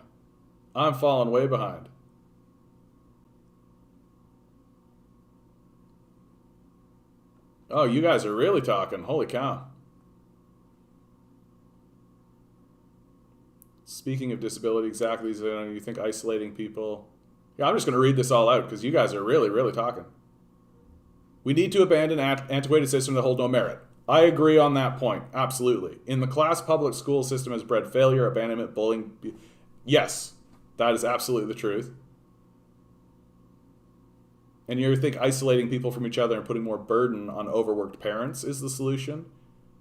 Exactly, these academic solutions are what Loaf is saying, social party places, that's their argument, not education. Which is supposed to be what they're actually there for. Well, but they're not there now for that. Speaking of disability earlier, there's an interesting lecture called A Very Capitalist Condition, A History of Politics of Disability on YouTube. Well, that sounds very interesting. I might put that. This what's happening now is like the most lively debate that has happened on this stream, for sure. All right, I'm going to leave that up and I'll take a look at it later, bud. It's not education's role to babysit your kids. Education doesn't happen from isolated reading and coursework. Association and socializing with peers is an essential piece of education, right? Seems to me that there's something of a fundamental... Education happens when you want to learn.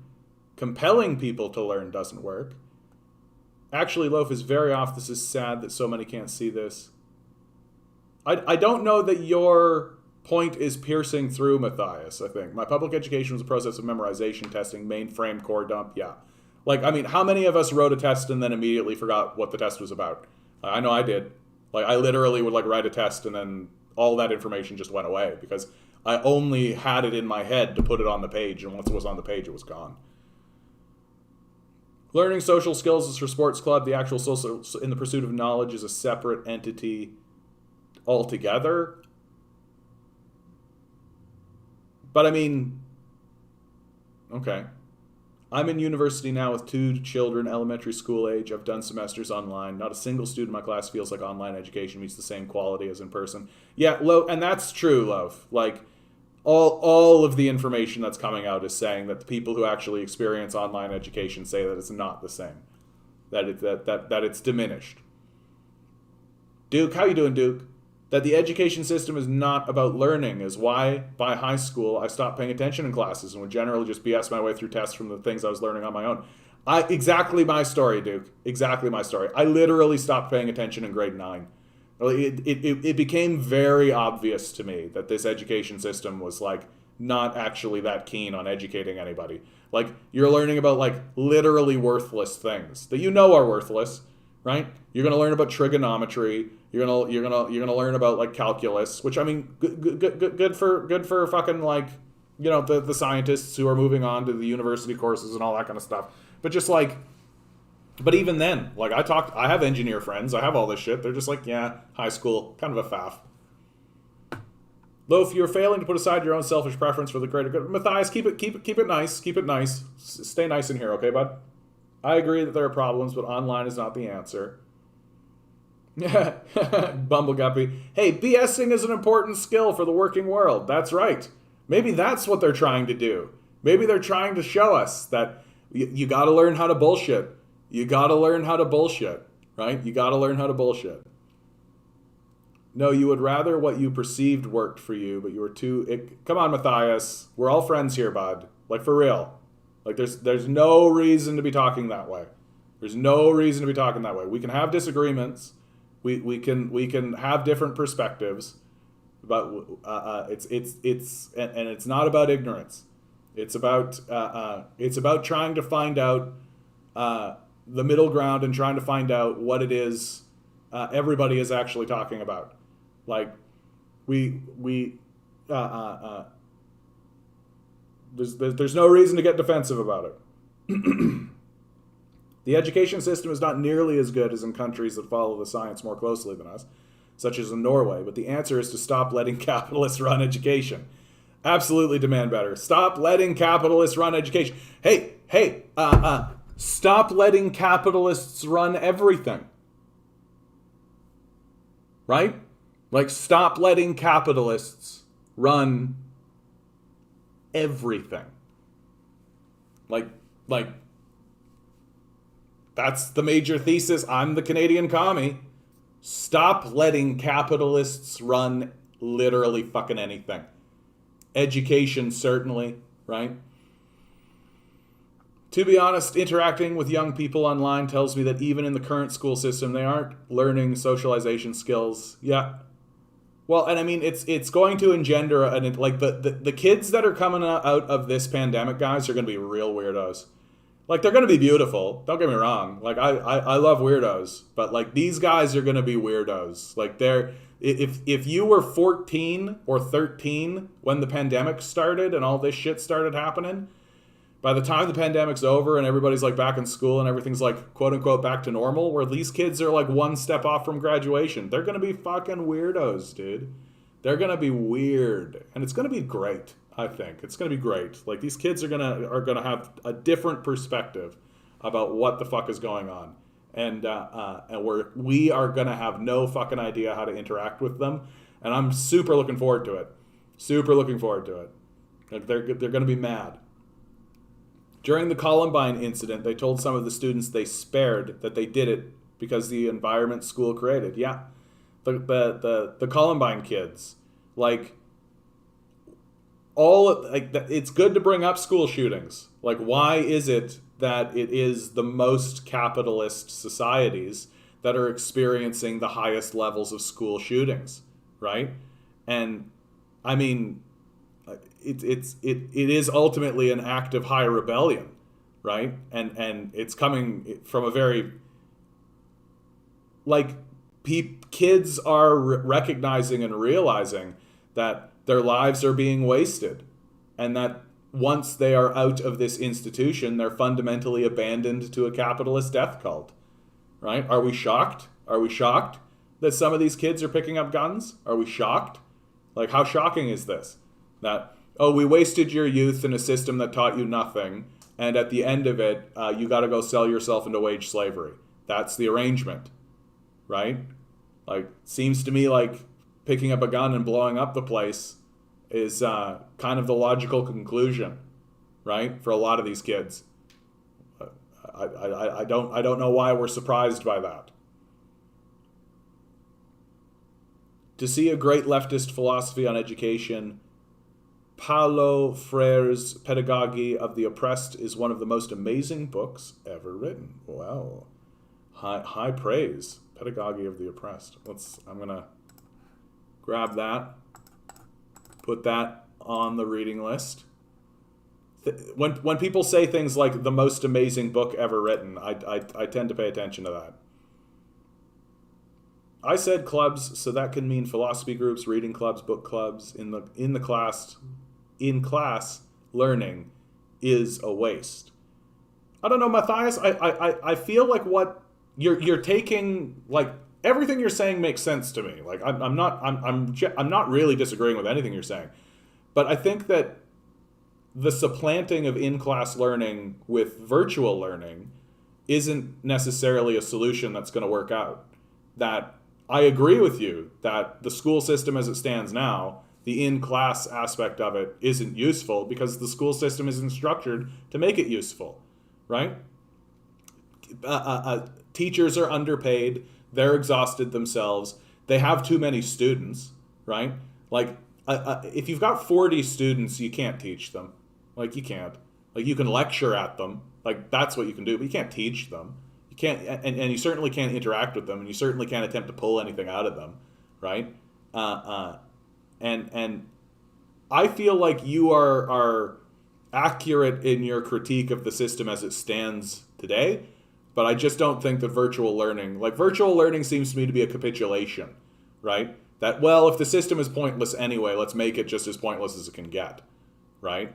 I would prefer to go the other direction. Because I do think that education and educating kids is a smart thing to do. Like reading, writing, and math are useful, right? For sure. We couldn't be doing this right now if not for reading, writing, and math. But the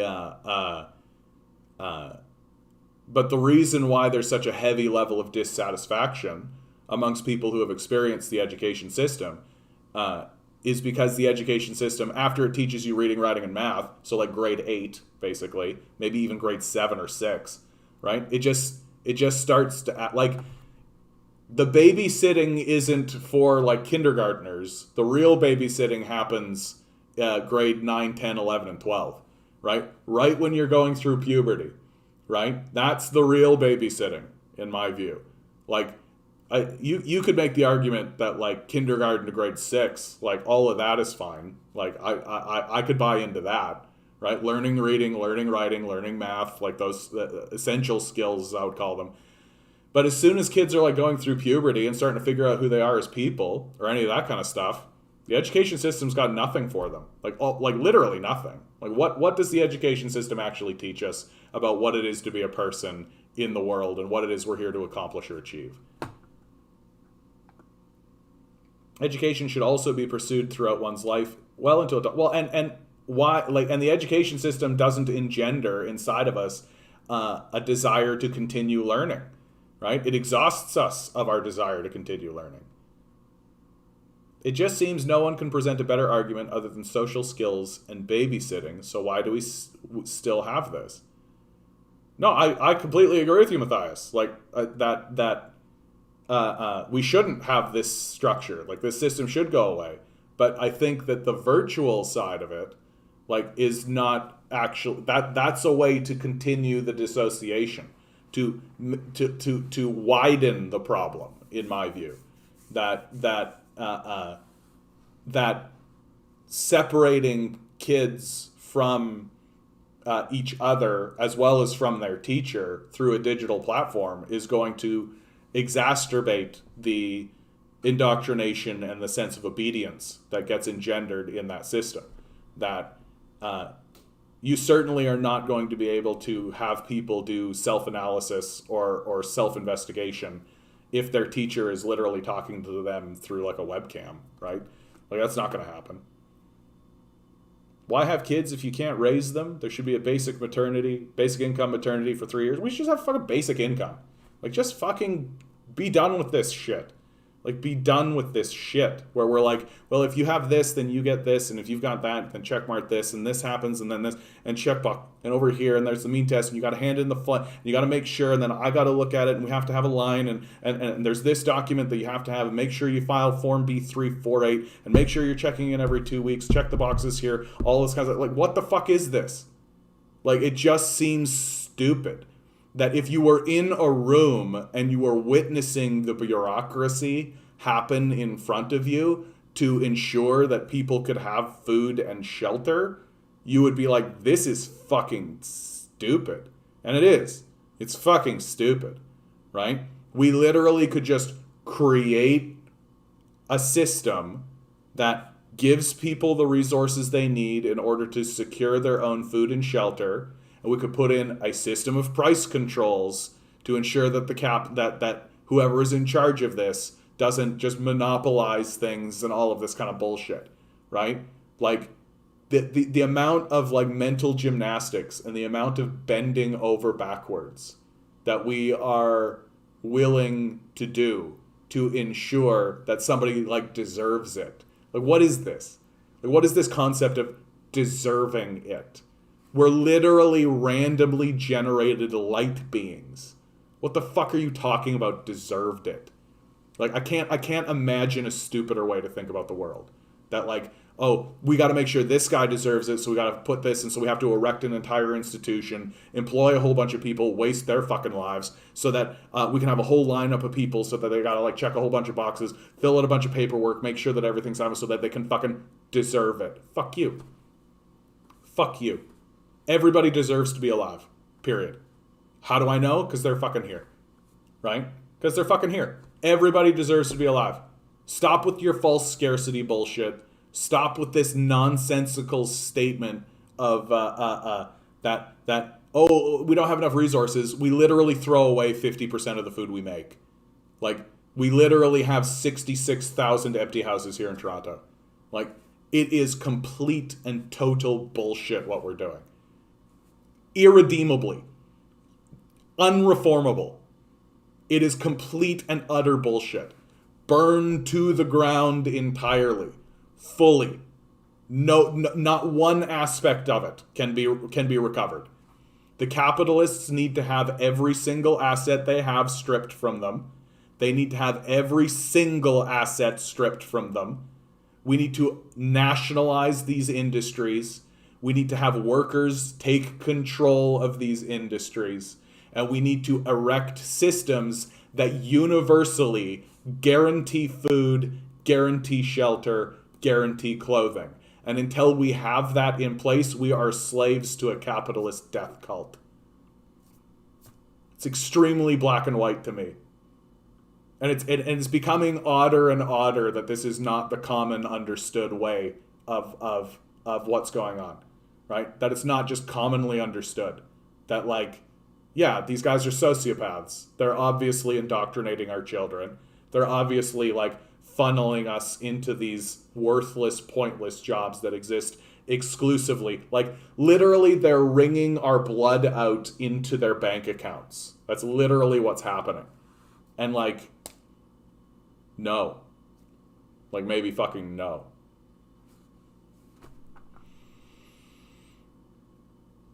I met my biological family at 21. It was a very cool and unique experience. Oh, wow. You know, that like what a wild ride that would be, right? What a wild ride that is, honestly, to realize that the people who have been raising you, the people who have been interacting with you are not like your biological family.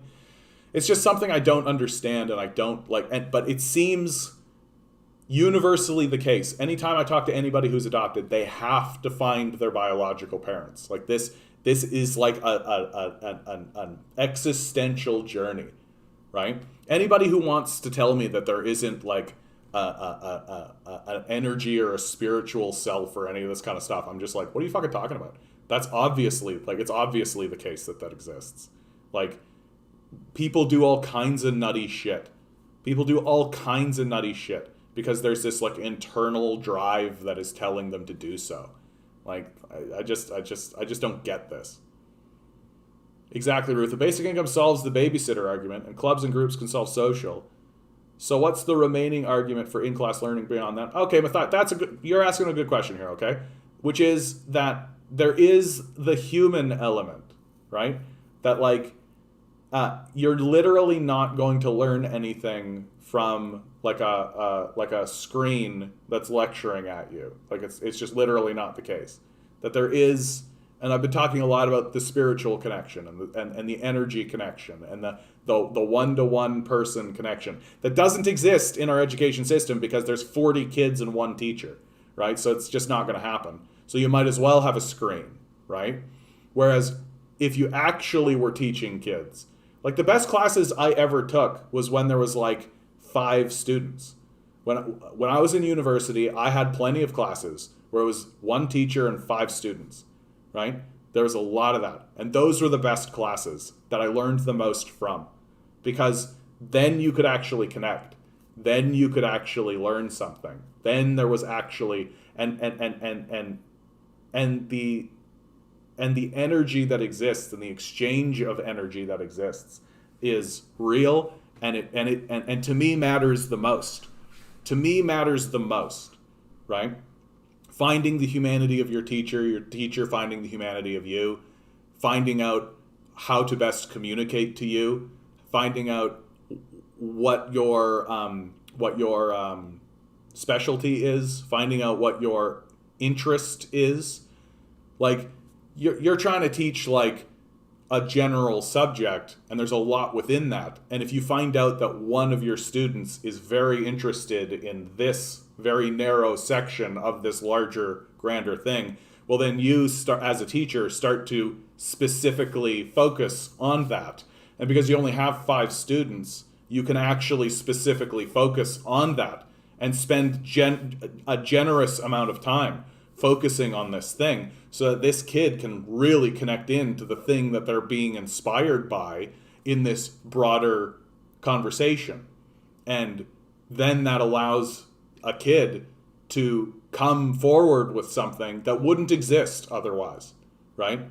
That you're literally like cultivating and building something, and you can do it in front of you. And I've seen it and I've experienced it, right? But you can't do that if there's 40 kids and 1 teacher, and you can't do that if there's 1 teacher and a screen, right? That the best way to teach kids is 1 teacher, 5 kids, and I actually think 5 is pushing it. Like, and I don't care about the money. Like the money is in my view, the money is like we invented it in the first place. Like I that's confusing to me. How does moving forward online change the fundamental problems of capitalist education? Yeah. Is a different and separate argument from in-class versus online. That's what I'm saying. The problems with education is not that it is in person. In person helps develop communities and broaden the ability to effectively communicate with society. Yeah. Me and my partner were both raised on the internet more than anything else. Yeah, yeah. I mean, the internet really threw a ring into lots of stuff, if you ask me. Like now there's like, it's impossible to maintain a narrative any longer.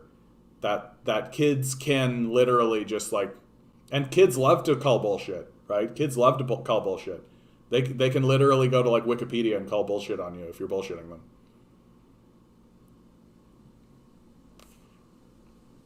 Not too long ago, kids were raised by the family as a unit. Aunts, uncles, grandparents all involved, yeah. I hate it that it does that. It like jumps down. I don't like that. Okay, why is learning in class better? Because social still, what's the link? I've already explained community, improve your ability to communicate and to articulate ideas. How does it do that? Matthias, I really think that what I am seeing here, my younger cousin met his wife in a Warcraft club. That's hilarious, dude. That's amazing. That's so beautiful. Isn't that beautiful? I hope they get married in Warcraft. I hope that happens. Yeah, Matthias. Okay, so Duke is recommending this pedagogy of the oppressed. I feel like I've talked on it. Children should be raised by the state. Darren, people should be raised by the state. I take exactly the opposite view. Oddity, give me UBI or give me death. The welfare system is evil. Branwen, do you want to expand on that maybe? Like, do you mean that the welfare system is evil because it's not providing its base thesis, which is welfare? Or do you mean the welfare system is evil because welfare itself is evil?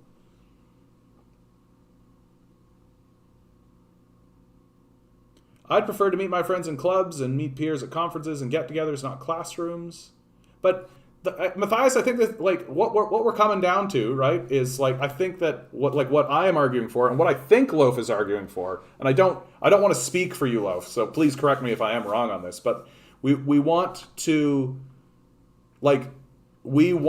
turn the classroom experience more into what you are envisioning with these clubs, right?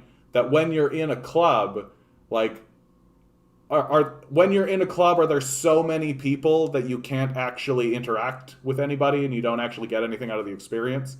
Like, if you went to a club and it wasn't actually working, like, you didn't actually do it, right? Like, say you go, like, chess club, let's say. And you go into a chess club and you're in the chess club and you're like, okay, cool, I'm going to sit down, I'm going to play a game of chess with somebody, and we're going to do a thing. But the whole thing is so disorganized, and there's no, and the system isn't working, so you never actually get to play a game of chess, right? Well, if you turned around and said, we should just move this all online, but it was still disorganized and it still didn't work, that wouldn't solve the problem. The solution would be to organize the system better, right? And I feel like what is being argued is not a replacement of the peer-to-peer connection, right? It's the reorganization of the education system itself in order to facilitate different goals, right? That meeting together with people is an important aspect of a classroom education system. But that it's because it allows for a more robust and more, there's a word here and I know it's right on the tip of my brain. It just allows for a fostering, a growth that doesn't exist in the system we have currently, won't exist in a digital model certainly, and doesn't exist largely because it doesn't benefit capitalists. That's really what it comes down to. And this is a good way to end conversations if you kind of have an agree to disagree, right? Each to their own, and that's true. Each to their own, right? But this has been a lively one. This is what a lively chat this has been. This is what a education's a tough one, right? Because it's our children, it's our kids. And everybody wants to believe that the system is operating for the benefit of their children, but it isn't. You know? It just isn't. I feel like that's what I do on this channel now. It's like I'm sitting here kind of breaking the bad news to everybody.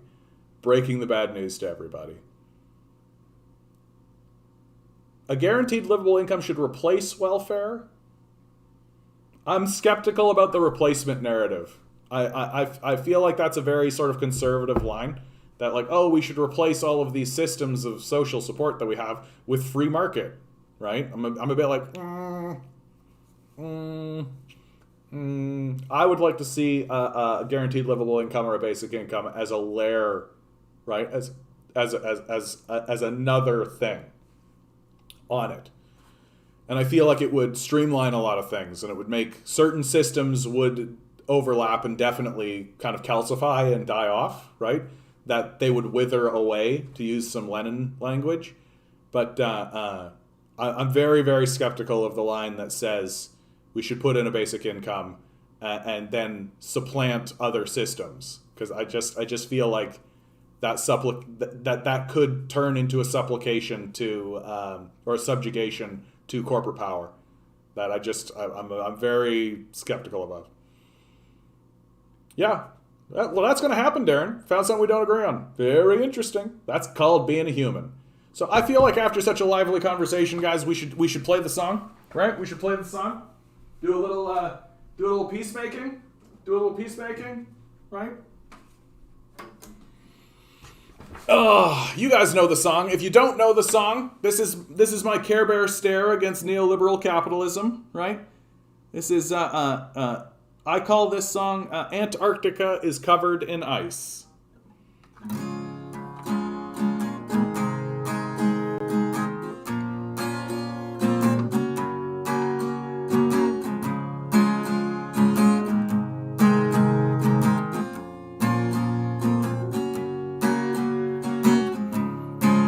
Got asked a question by my niece who's 5 years old. What's the world gonna be like when I'm grown?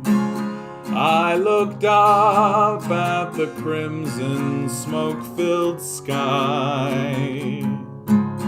I thought, what's the harm in telling one more lie? I said, everybody's safe, no one's living in the streets.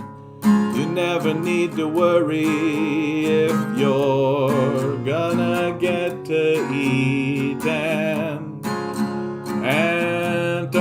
Antarctica is covered in ice, and everybody's happy, and wouldn't that be nice?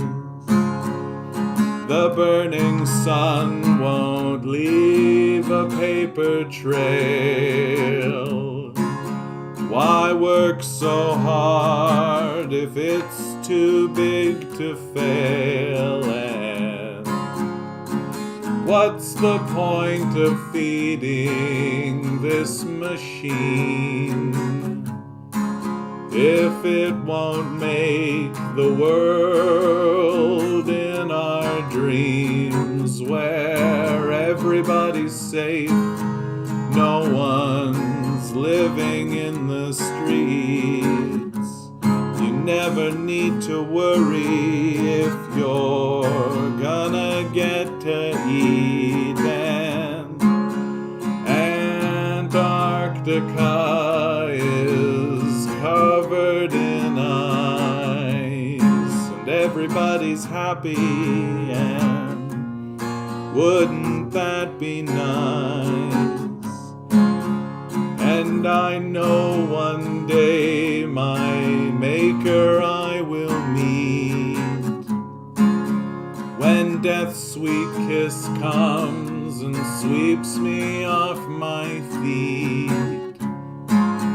I hope by then we've learned a little more. I'd like this place to be better than before, where everybody's safe, no one's sleeping in the streets. You never need to worry if you're gonna get to eat. And Antarctica is covered in ice, and everybody's happy, and wouldn't that be nice? Wouldn't that be nice? Wouldn't that be nice? Antarctica is covered in ice, and everybody's happy, and wouldn't that be nice?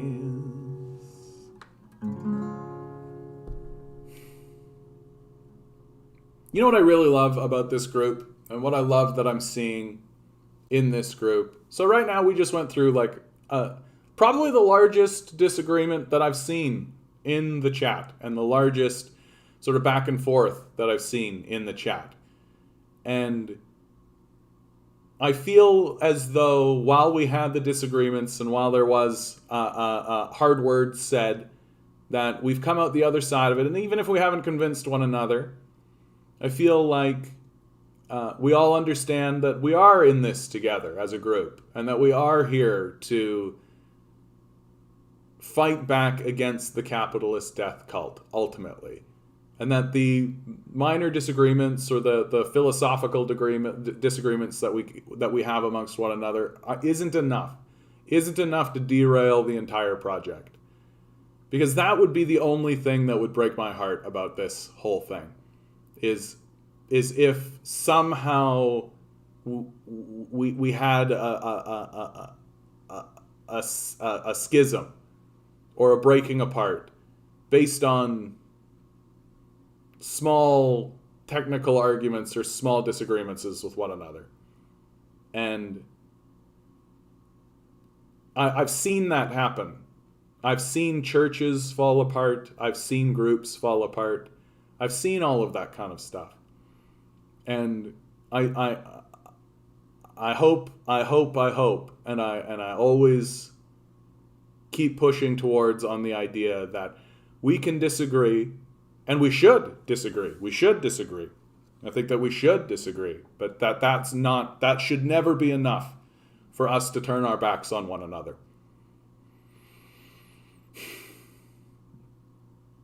Lively conversation today, guys. Lively conversation today. I like the caring feel of this community, so I'd like to make sure disagreements don't ruin that. So for what it's worth, no hard feelings, just mild disagreement on one issue. Yeah, my feelings as well. My feelings as well. And Matthias, you said earlier here something that's very true. Capitalists right now are showing they'd rather go out of business than pay their employees fair. Yeah, absolutely. I think they genuinely think they can outlast the people. But we are facing a strange, unprecedented kind of thing now. Well, and I think there are lots of people who are finally putting together that, like, they'd rather live in a tent outside than deal with this capitalist bullshit, right? There's 600,000 homeless people, dude. There's 600,000 homeless people. How you doing, Nine Tails? You snuck in right at the end of that song. And by the way, Darren, I gotta tell you, this made me smile so much when you put up the music notes and everything. That was very sweet. That was very sweet. Bread break. Yeah, that is why we need mutual aid like community gardening, things that help us. Yeah, not charity. Well, and Nine Tails, you're touching on something that I've been talking more and more about, which is that much of the charity that exists is performative. It exists certainly, and I'm not going to discount the fact that it's alleviating a certain level of suffering and all of that, but it doesn't resolve structural issues. And a lot of it is being done performatively for the benefit of the performers, right? That if you are a pastor or a priest or something, right, you vote to maintain the system of poverty, and then you do performative charity to attract congregation members so you can convince them to continue supporting the system of poverty, while simultaneously getting liberals to donate to you so that you can take a small sliver of those donations, do the performative charity, and then go buy yourself a big-ass boat. That's fundamentally what it's all about. If you take away social services, it makes the federal government instead of provincial government responsible for taking care of the neediest. The more layers there are, the more of a social net there is. Yeah, I think that's true, Ruth. The most important long-term survival skill the left will have to learn if we are able to make it through this is to be highly resilient to outright schism. It has been used against us too much. Absolutely, Duke. And it is also, and let's not fool ourselves, it is also a weapon that our enemies use against us, right? It is a weapon that our enemies use against us. And we need to be aware that it is a weapon that our enemies use against us. That a rising leftist movement is a threat to the capitalist death cult. And if they can destroy that rising leftist movement simply by planting people into the movement in order to foment discontent and create schisms, they absolutely will do that, and we know they do that. That's the CIA does that. There are operations where they have done exactly that kind of thing. And so not only do we need to resist our own proclivity to throw our hands up and create schisms amongst one another we also have to be aware that there are forces that would like to destroy movements such as these. Absolutely, that is the case, and so we have to be doubly resilient.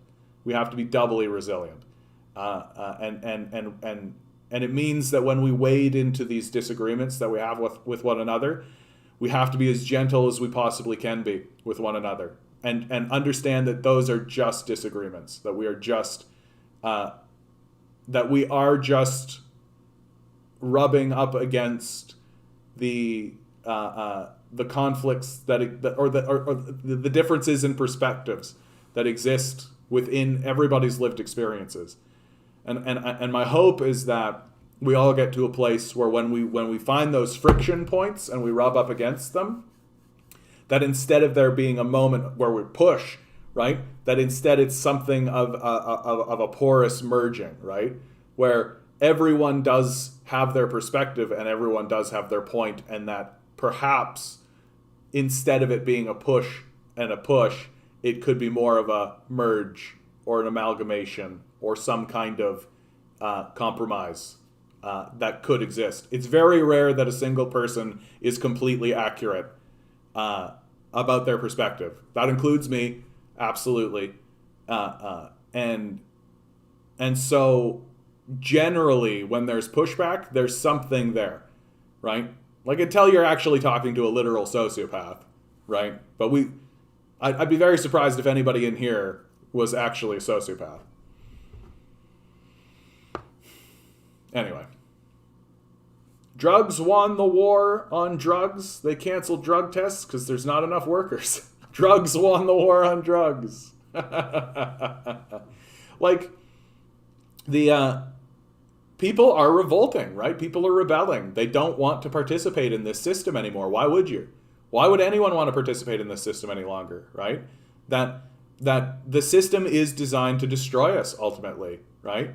Like, and I think it's gotten so bad that even people who lack the ability to articulate it, right? Because being able to articulate your life's experience and this sort of stuff is a skill unto itself.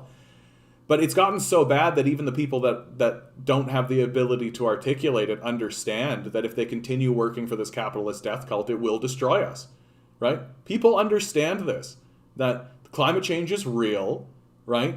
Everything we're doing is plunging us towards it at a rapid increased rate. And I guarantee that the 600,000 homeless people that live throughout the United States right now are making a decision, whether it's like a conscious decision or not, but they are moving towards a type of lifestyle that they know is not participating in their own destruction. That they're going out and they're living in these tents and they're turning around and looking at these fucking Wendy's jobs and they're going, yeah, no, thank you. That's going to fuck us all up. No, I would rather live in this fucking tent.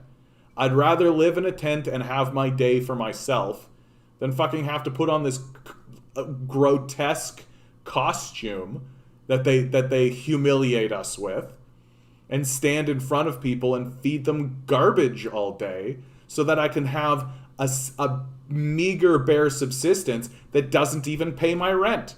And then ultimately, the job that I'm doing, oh yeah, burns the place down and we experience famines.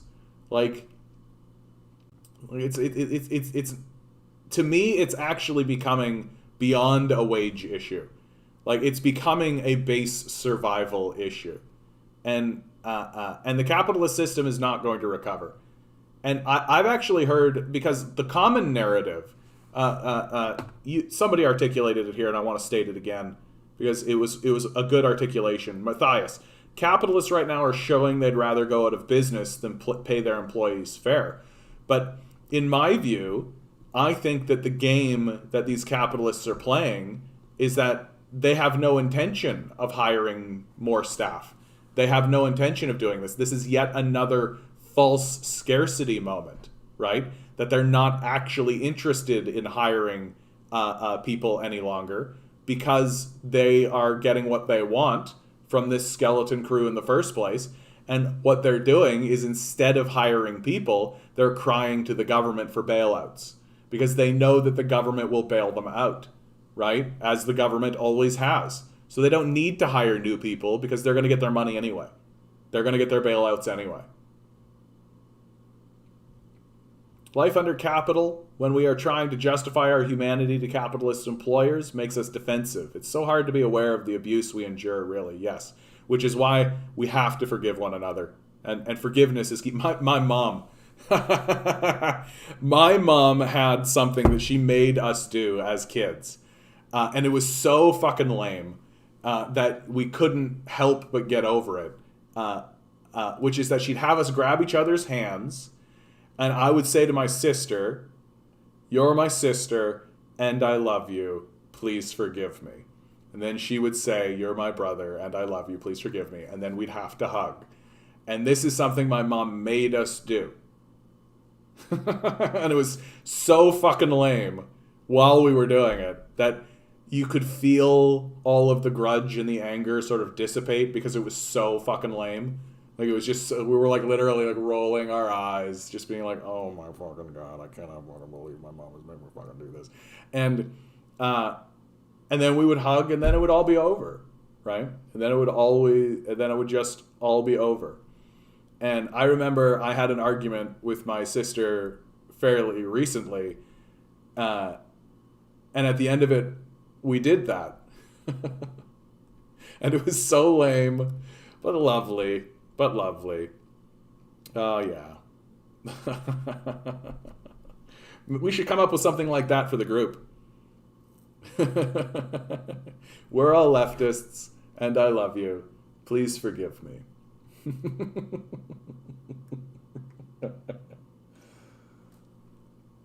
Branwyn. The system broke my body and spirit, I think, at a deeper level. My spirit broke my body to prevent me from suicide. I was a fast food worker. It was soul-crushing. I'd honestly rather be homeless than ever go back to the capitalist hellhole. Thank you for sharing that, Branwyn. That's very personal. Thank you so much for sharing that. Because you're really revealing your humanity matters more to you than your pocketbook. And this is how I feel. That I would rather live in a tent in a park or be like a nomad wandering Canada than participate in this. Really. I feel actually quite fortunate because I work a side job, the cafe job that I'm working, and the owner of that establishment, I feel he only is in a capitalist model because that's the model. That if it was a co-op, he would be like, "Okay, yeah, cool, co-op, let's go." He's a 4-star chef. He pays excellent wages. The tips are excellent. That he feeds us, like he literally gives you food. And while I'm there, I feel like I'm treated like I'm a fucking human being, you know? And you don't have to wear a stupid costume. Like it's like a normal T-shirt with like just his symbol on it, right? It's not like a fucking dumb hat or like a stupid, like the shirts that they make people wear are just stupid. They look goddamn stupid. The visors and all this shit, like fucking unbelievable. Like just the costumes alone are embarrassing. Like the branding, all that shit, fuck. Just brutal. And so it's something that I think more and more of us need to start articulating in big, serious ways, as you have done, Branwyn, which is to say that there is no dollar value that you can put on my own destruction. There is no dollar value that you can put on my humanity. That I would rather be homeless than go back to the capitalist death cult. And I think that that's something that needs to be heard and needs to be said and needs to be understood, because we are abandoning capitalism because it abandoned us first. And their big complaint is that we're abandoning them back. It's time to break up. Hug your moms, kids. Yeah. Owners are starting to realize they need to pay more and add benefits to get workers. Maybe owners are finally getting it. Then there are those who buy robots to take over the needs for humans. Yeah, it sucks that we live in a society where robots. It sucks that we live in a society where robots are bad. Oh, Loaf, you sweetheart. You're my comrade and I love you. Please forgive me. Oh, you sweetheart. Look at you. Look at you. Isn't that beautiful? Super sweet to hear. Yeah, isn't it just? I'll have to wear the clown suit the whole week to work on transit, as everyone knows exactly where you work. Yeah. Having to wear the clown suit. And it is a clown suit. Like, it's so stupid. Like, I understand the need to have something to identify yourself, right? But does it need to look so goddamn stupid every time? It always looks goddamn stupid. Or like in the restaurants where the workers are forced to shout out the orders. Yeah. Such humiliation. The Darren, I gotta tell you, actually, I actually kind of love that part of the job. That's what's interesting about humans, is that some people really hate some shit and some people really love some shit. And I love shouting. I just love shouting. Like, you guys don't even understand. I literally can walk into a room of 500 people, like a big room, and I can shout so loudly that I will get everyone's attention. I can silence a room with the power of my voice. I can do it. I've done it on several occasions. And every single time I have the opportunity to do it, oh man, do I love it. Do I love it. I think it's actually the major reason I got into theater. I think the major reason why I did get into theater ultimately is because it gave me an opportunity to just shout. Because when you're on stage, you got to shout, right? Like, now they mic people, and that's cheap. Miking people doesn't give you the theatrical experience at all.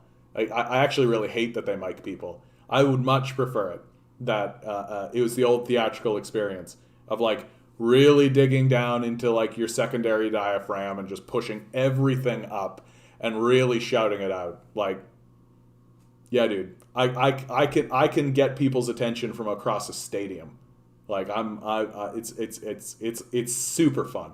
I love doing it, but it's one of those skills that doesn't really exist anymore. There's no real need for it because you can like literally have a microphone now with like a sound system, right?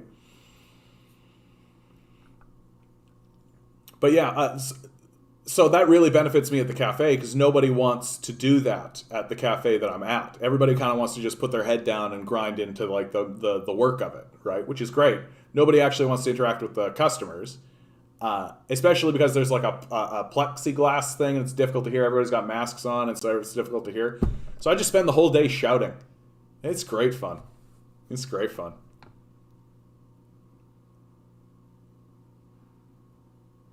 My hands are shot from nerve damage. I'm sorry to hear that, Bombogapi. Drop things all the time from repetitive physical work at a non-union factory. Yeah, fuck that. I know a guy who he was a miner, and he's in his he was in his late 60s when he died, and you could tell that his body was just totally fucked up. His body was completely fucked up from the repetitive mining work that he had done, and it was just it was very difficult to spend time with him. Because it was very clear that he had been abused. Like, it was very obvious that he had been abused. And he was very upfront about it, too.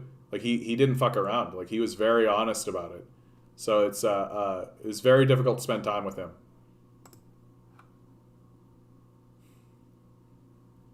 Not only do they need to pay more, they need to hire more so the workload is shared and the staff do not work to death. Yeah, that's not going to happen until we get rid of these capitalists. I think the 4-hour workday will do a lot to start shifting the culture towards hiring more people to get the job done because it'll be forced, and therefore we will prove they can do it. The 4-day work week, yeah. I'll take a 4-hour workday too, dude. Like I don't know why we're all insistent that the solution to all of our problems is to waste our entire lives in capitalist pursuits. The 4-day work week is not going to happen here, right? We're well beyond like. We know that there are more efficient ways of doing this. Like the studies are in. Like we know the capitalists don't want to do it because they know it diminishes their power. That's it, right? That's it. That's the reason we need to get rid of the capitalists because they've lost the capacity for empathy. They've lost the capacity for compassion. They've even lost the capacity for reason outside of what makes us more powerful. It's not even about what makes us more money anymore. It's about what makes us more powerful, right? It's that this is all just kind of a circle jerk for their own narcissism, right? Oddity, I don't know if I can disability, but I don't think I can handle working under capitalism again. Yeah. It's a tough road, dude. It's a tough line. Everybody's got to make their own decisions, and everybody's got to make their own call on it. Bumbleguppy, that's how I got injured as well, through repetitive work at a factory, yeah. Then a fall on a set of wet, unclean cement steps. Phew, that's tough. That's tough, dude. Falls are bad. Yeah, falls are bad. I could go for interaction like that. I come from the call center world, yeah. It is actually kind of nice to interact with the public when you get to yell at them. 4 times 4, 20-hour work week. Yeah. The thing I miss about factory work is having a crew of people to work with and screw around. Yeah. So many late night poker games. That's always the case, right? If you're in a work environment, and it doesn't really matter what the work environment is, but if you're in a work environment and the people you're with are good people, right? And the spirit is high, the morale is high, right? That really counts for a lot. Like I have been in workplaces and I've known plenty of people who they hated their job. It was a miserable work experience, but the people they were with were truly excellent people, and that keeps us going. That's called solidarity, right? And that's what we're building. That's what we need to continuously build. Solidarity with one another. Solidarity. Yeah. Man, this has been a real one, man. This has been a real one, this guy, right? I never know what's going to happen when I come to these chats, man. Existential comics, as always, brilliant. If the economy is crashing because people can't work, I don't understand why the entrepreneurs don't just create more wealth. I've been told for years that they are wealth creators. What's the matter? Do they need the workers or something? Yep, gotta screw around to have solidarity. Exactly. Never underestimate how important it is to screw around. And that's the problem, right? We don't really screw around as a people. Like, not really. Everything is just like wake up, get to work, right? Like, and very specifically, don't screw around, right? Don't screw around. You gotta get to work. You gotta do your thing. You gotta grind into it, right? But we wanna.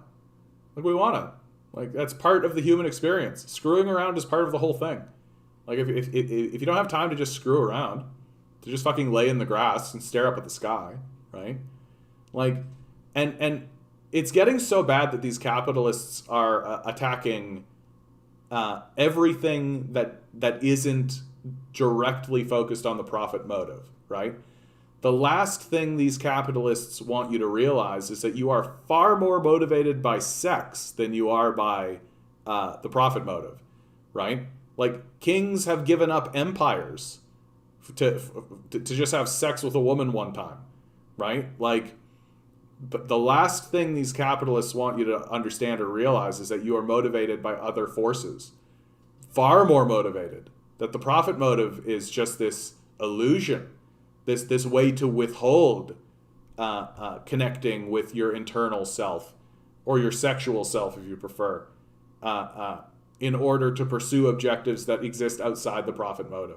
And if they can they'll do whatever they can to convince you that the only way to pursue those internal drives is through the profit motive.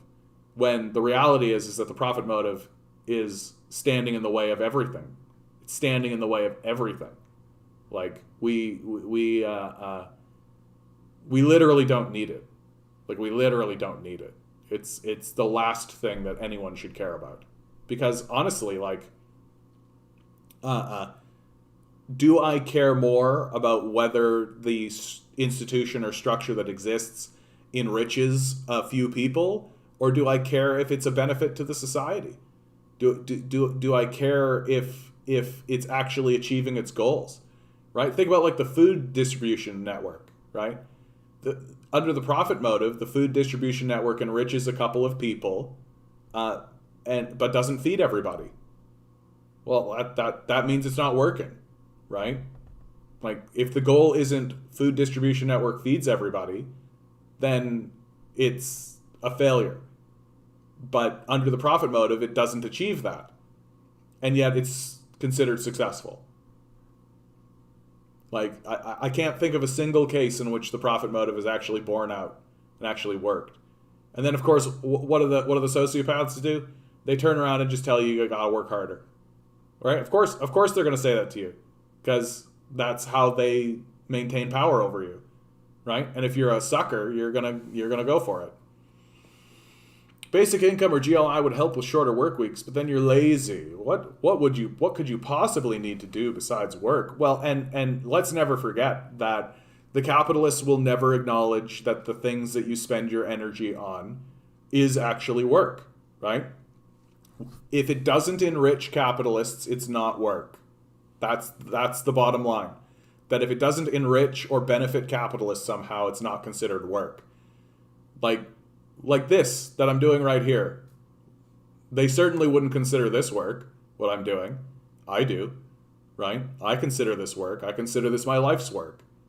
But they wouldn't consider this work at all, right? Well, I don't want to support that guy. He's just jabbering in front of a bunch of people on his computer. He's just sitting on his butt jabbering in front of people, right? But if I was sitting here spreading pro-capitalist propaganda, right? Yeah, then suddenly he's the hardest, most diligent worker I've ever seen, right? So, like, we always need to remember that everything that comes out of these guys' mouth is just psychotic rambling, right? If I had my material needs, I would love to volunteer. I used to work with developmentally disabled and deaf, but it didn't pay, of course, because it doesn't benefit capitalists, right? Yeah, this myth, this enormous lie that has been perpetrated on the populace, right?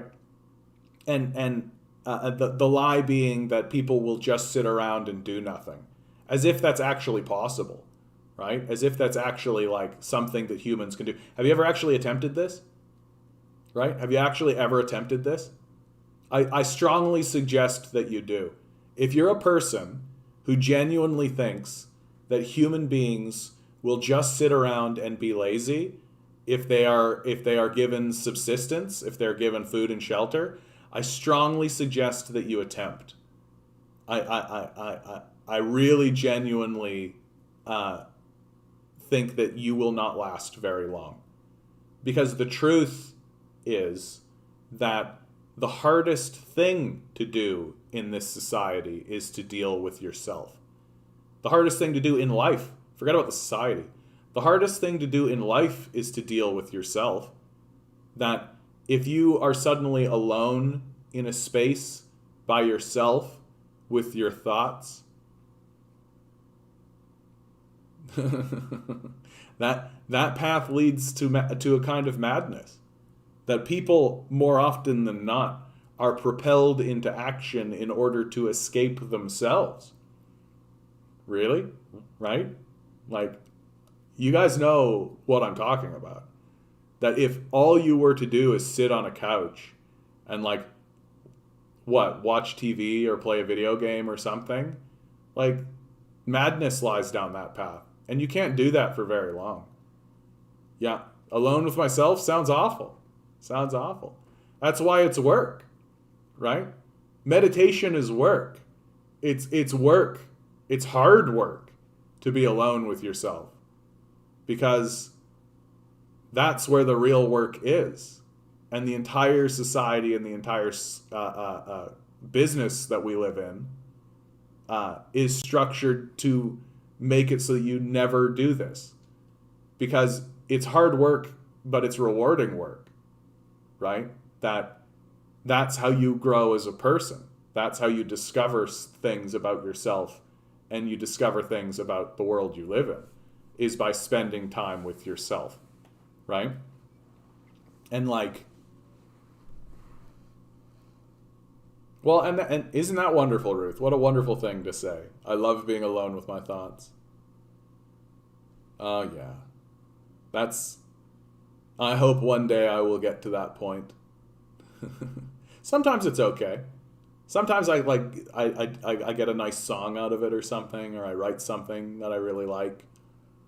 And then sometimes my brain is like, hey, remember that stupid thing you did in your 20s? Let's really think about that dumb thing you did in your 20s. Yeah. Yeah, but the Buddha would be so busy with students asking questions. Yeah, exactly. He would have 40 students, right? And he'd have to like teach them the basics of what it is, and like there'd be a curriculum, right? Like all this dumb shit. You know what I want to talk about? I had this all primed up and ready to go, and I'm going to shift over to a completely different thing. Conservative vote plunged in by Canada's most Chinese electorates. Did party pay price for tough stance on Beijing? So this is from the South China Morning Post. And what I found really interesting about this article is that it doesn't actually talk about the Uyghur genocide line, which I thought was really interesting. It's very informative, right? Lots of interesting information here. And it really does point out that the Conservative Party of Canada lost a lot of support amongst Chinese Canadians, right? And this, of course, leads me to the obvious conclusion, which is like, yeah, like, I'm from Manitoba, and if somebody told an enormous lie about how, like, Manitobans are committing a genocide against, I don't know, Ukrainian people, let's say, I'd be pretty upset about it. And then if they came in and asked me to vote for them, I'd be like, no, fuck you. You're telling this enormous lie about what we're doing. And the Conservative Party has been telling this enormous lie. That they've been going around trying to convince everybody. And like, let's not fuck around with how the Western media talks about China. Yeah, NDP lost me when they supported that lie. I know. Like, the NDP voted for it, but they haven't been walking around talking about it the way the Conservatives have. But you're right. Like, they voted for it. So that at least tells me that they are gullible, right? That they believed what the CIA was putting down. So that's a question that I'd really love to ask of the NDP generally, is like, why did you do that? Like, it's obviously false. Like, you need to investigate it for maybe about a half hour to see that, like, oh, this is CIA propaganda. Like, once you realize that it's CIA propaganda. And it was especially confusing because the NDP voted for it and so did the Conservatives, but the Liberals abstained, right? The Liberals also did vote for it, but Justin Trudeau himself abstained because he understood. He understood. It's total bullshit. So, but like, look at how so this is from The Australian. So the Western world, China's the main game. Removing Xi is how to play it. To that end, Xi needs to be removed from power and a broad path to democratic reform opened up at long last in China. The Communist Party must make the shift to democratic rule that Taiwan and South Korea made from the late 1980s. The Quad should openly call for such a transition. So they are literally openly calling for a coup, right? That's what this is openly talking about. They're openly discussing fomenting a coup in China. Like, yeah, if I'm Chinese, I'm going to be pretty pissed off about this, right? And especially, like, must make a shift to the democratic rule that Taiwan and North Korea made. Literally coup.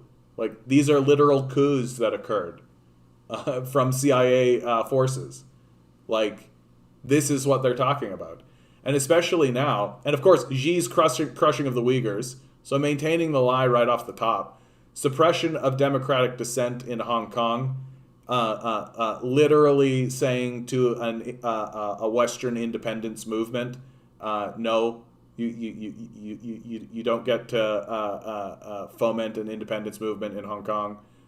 Threats to Taiwan, which of course, like, Taiwan is part of China, so what are they even talking about? Militarized. This is comedy gold right here. Militarization of the South China Sea. Like, what are you even talking about? The South China Sea is Chinese territory. Like, and of course they're going to militarize it. The United States has literally done a pivot to South Asia. Like, they've done a pivot to China. They're literally trying to go to war with China. Of course they're going to militarize. Like, what are you talking about? And economic warfare against us. So the economic warfare that they're talking about there is obviously like the nationalization of capitalist industries. The fact that the capitalists can't enslave China. That's what they're complaining about. That, oh, we can't enslave China and continue to denigrate their population like we always have. For the common good in this circumstance is understood as for the good of white people. Right? Like, and this is open. Like, this is open. Like, they're openly stating this shit. Like, they're not pretending. Like, this it's if I was in China reading this article, I would feel extremely threatened. I would feel extremely threatened because, like, they're outright saying we need to go in there and foment a coup against the elected leadership that is in place given in the democratic structure of China. Imagine an article like this written in China about doing that to a U.S. president. Exactly. Don't go talking to me about China being undemocratic when the U.S. prohibits minors and people serving in federal prisons from voting. Have the Electoral College, gerrymandering. Superdelegates, dude. Superdelegates. You want to talk about democracy in America? You're talking about superdelegates, right? Like, literally there are people within the Democratic Party who are appointed by the Democratic Party in order to countermand and overwhelm the will of the people, right? Like, there's no... I love the juxtaposition of the conversation topic in the mug. Genocide is wrong, you guys. We should stop genociding people. Things are serious and everything is very serious. Everything is super serious all the time.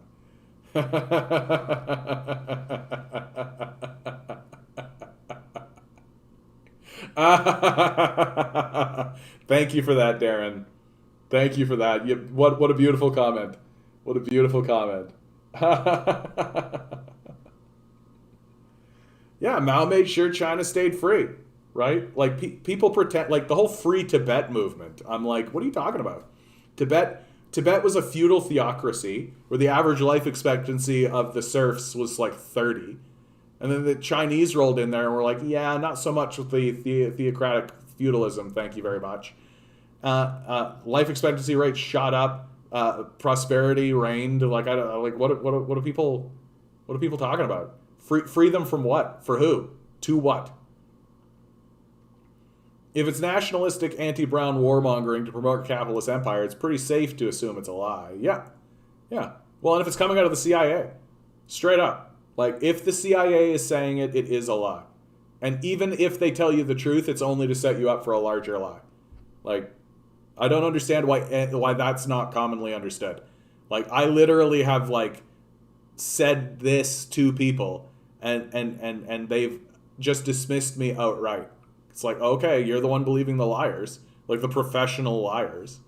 Like, there's an institution in America that exists in order to lie to people. That's what it exists for. Why do you believe them? It's just very stunning. Bombs come down, line goes up. Yeah, gotta bomb somebody.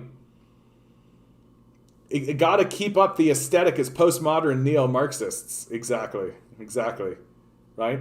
That we're taking this seriously, but we're not taking it that seriously. Like, we're still fucking... I'm still trying to have a goddamn good time, goddammit. You know? Like, I mean, I don't get why there is this overwhelming insistence in our society that we should be having a bad time. Like, yes, life has a good deal of suffering in it. Absolutely, right?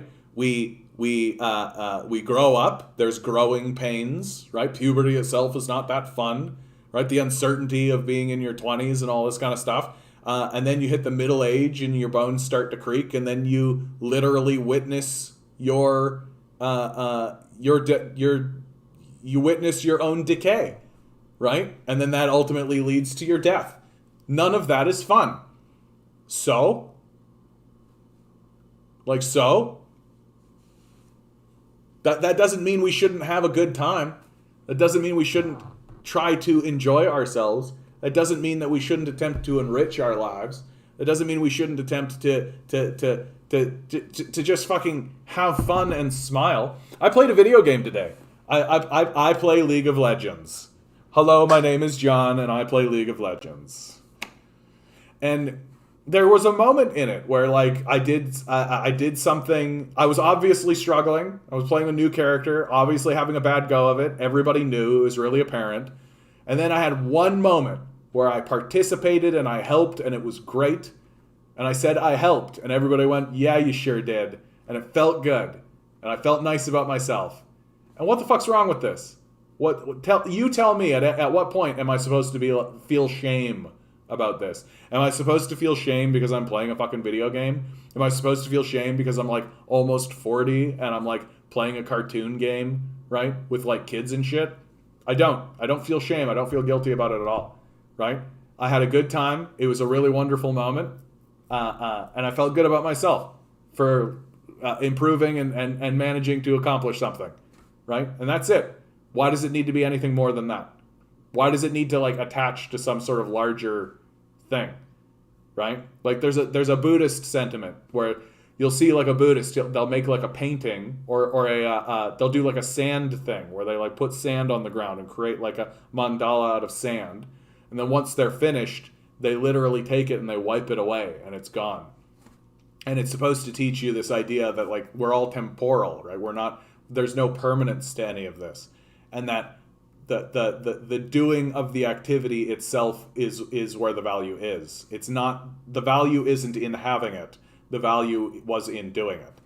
And like, I don't understand why I'm supposed to be like wallowing in misery this whole fucking time. I don't understand why everything's about hard work and suffering and you gotta put it in. If you want to get something out, you gotta put it in. And it's like, but like, that whole mindset of like, if you want to get something out, you've got to put something in. When the truth is that when you put something in, you don't get something out, right? Like, we all die. Like, this is temporary. You don't actually get anything out. It's the doing of the thing that's the value in the first place. And if the doing of the thing is terrible, right? If the doing of the thing is awful, if it sucks to do the thing, don't do it. Like, don't do it.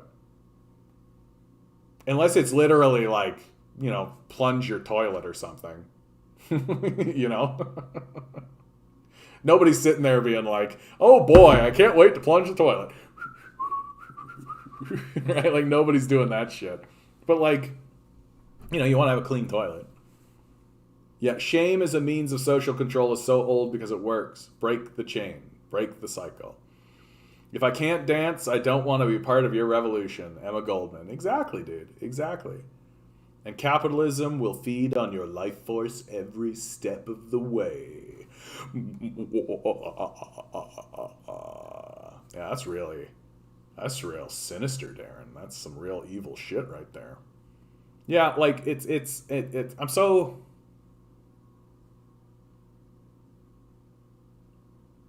Like, one of the major theses, and one of the things I always kind of remind myself of this, is that we are, as a society, in a state of grieving, right?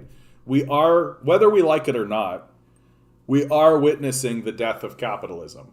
That you could make the argument that capitalism is still gasping along, and you could make the argument that capitalism has already died and is long gone already. But regardless as to where we're at on that length, right? Hey, pissed off, how you doing, bud? Regardless as to where we are, capitalism is dying, right? Like if there's a building and it's falling over, right? It doesn't matter if your perception of that building falling over is here, right? It's falling over, like it's going, right? I am of the opinion that it is here and it is long settled, but other people have a different perspective.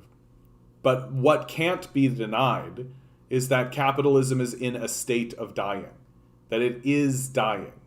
and other systems are going to emerge from it. And that the people who are walking around pretending like it hasn't died, or that it is not dying, are in a state of denial, right? Yeah, but if you just grieve harder, you'll have time to get more things done. Sigma grind set. That's great. That's amazing. And I do think, though, that there is a mindset that believes that if we just work harder, it will somehow, the death will not occur, right? If somehow we just work harder, that somehow capitalism will right itself and somehow things will keep going along. And it's just not what's going to happen. It's just not how it's going to be.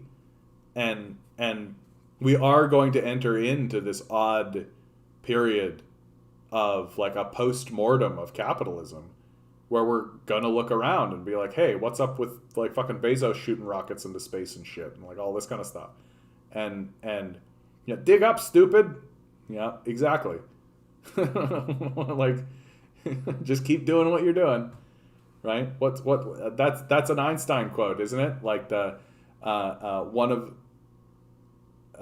the definition of insanity is doing the same thing and expecting a different outcome, right? I really liked Einstein. I like Einstein's definition of genius. His definition of genius is always something that I have actively strived to do. Not because I think I'm a genius, but because I think that doing what he says is genius is useful, which is genius is connecting two dots that have never been connected before. And that I quite liked.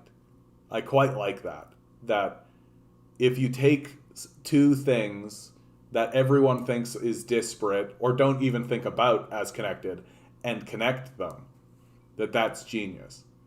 And so I always try to do that on purpose. I always try to connect things that don't seem connected. Because if you can connect them, then everyone will think you're super smart. Or think you're just like a really, really entertaining idiot, which is just as good in my view. Just as good in my view. Here's something. Here's something.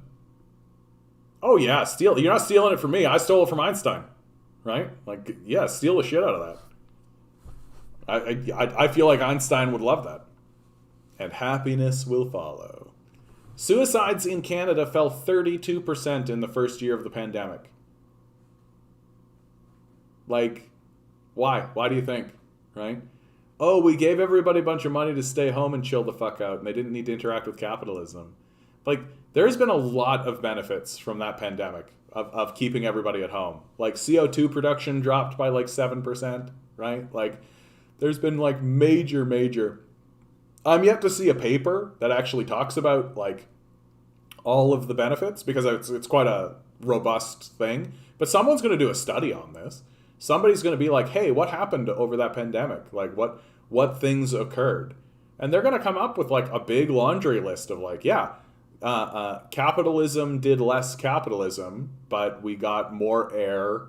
Like, everybody felt better, right? Like, it's like the pandemic is it's literally like we were in a party and we were just like partying too hard, and so we like threw up. And now we feel a little bit better because we threw up. But we're not like, oh yeah, let's go back and party. We're kind of like, oh yeah, I need to kind of sit down and chill out. Not having to see my boss every day had a significant impact on my mental health, yeah. Maybe that's nature fixing the world. The pandemic culled the necessary and kept the needed. Yeah, like, I actually do think about it that way. Like, I don't necessarily believe that the earth is sentient or that the earth does like think on these terms, but it's nice to think about it that way sometimes, just as a form of entertainment. Because if you do think about it that way, it really does seem like the earth was sitting there being like, okay, these monkeys are causing problems. If they keep going down this way, it's going to cause me problems. I would like to be a garden, and these monkeys are making it difficult to be a garden. So I'm just going to give them the flu +1, right? And that's COVID, right? and the way that the system works is that if we don't fucking chill out, and if we don't actually abide by the rules that are in place, and there are rules, like, that's the thing that's so staggering about this conversation with these capitalists, is that the neoliberal capitalist death cult refuses to acknowledge that there are rules, right? They believe that their rules of infinite growth, right, that those rules are sacrosanct and natural, right? They'll defend them from that position. But the rules that actually exist on the planet about how the planet actually works can be externalized, right? That they can pollute, destroy, mine, do anything they like, and that's all fine because it works within the rules of the neoliberal death cult, and they can externalize any consequences, even though the rules of the earth explicitly say, yeah, if you do this, I'll destroy you. You just ignore that. You just, if you're a death cultist, you just ignore that. So like, these death cultists are as delusional as literally any other, like, flat earther, like anything you like. Pick any, like, the most delusional person that you can think of in your head. Neoliberal economists are that delusional because they externalize the rules of the natural world itself. Yeah, the laws of physics cannot be changed.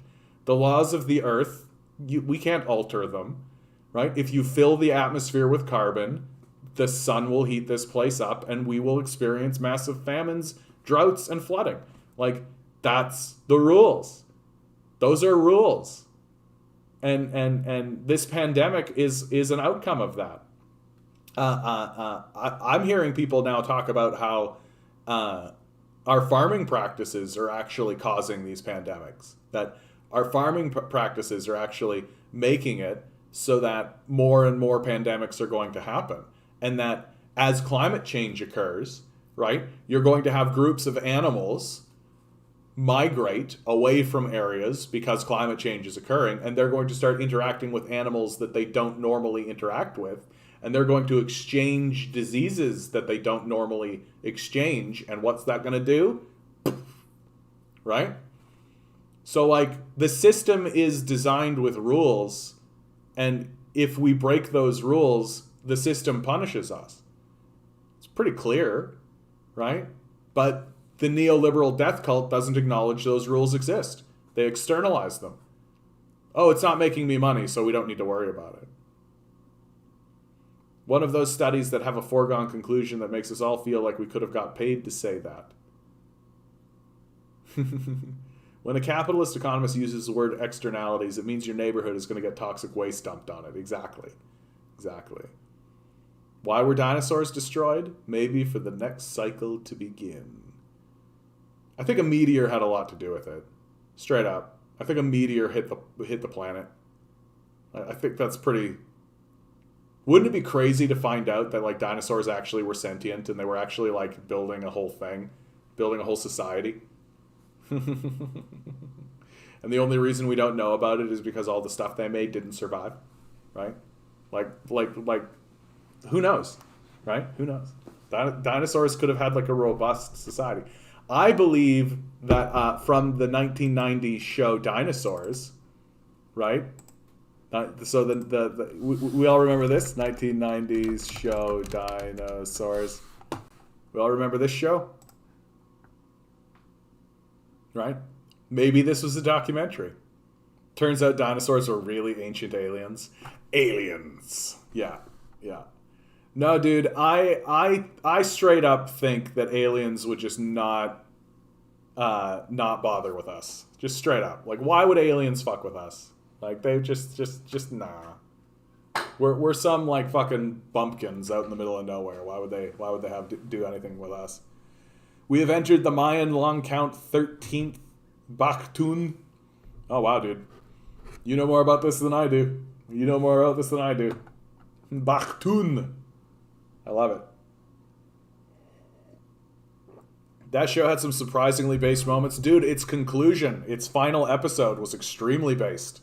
Like, it The final episode of Dinosaurs literally was major corporations were destroying the planet through their actions, and they end up scapegoating immigrants, right? And everybody goes along with this, and then the final scene of the show is the destruction of the species.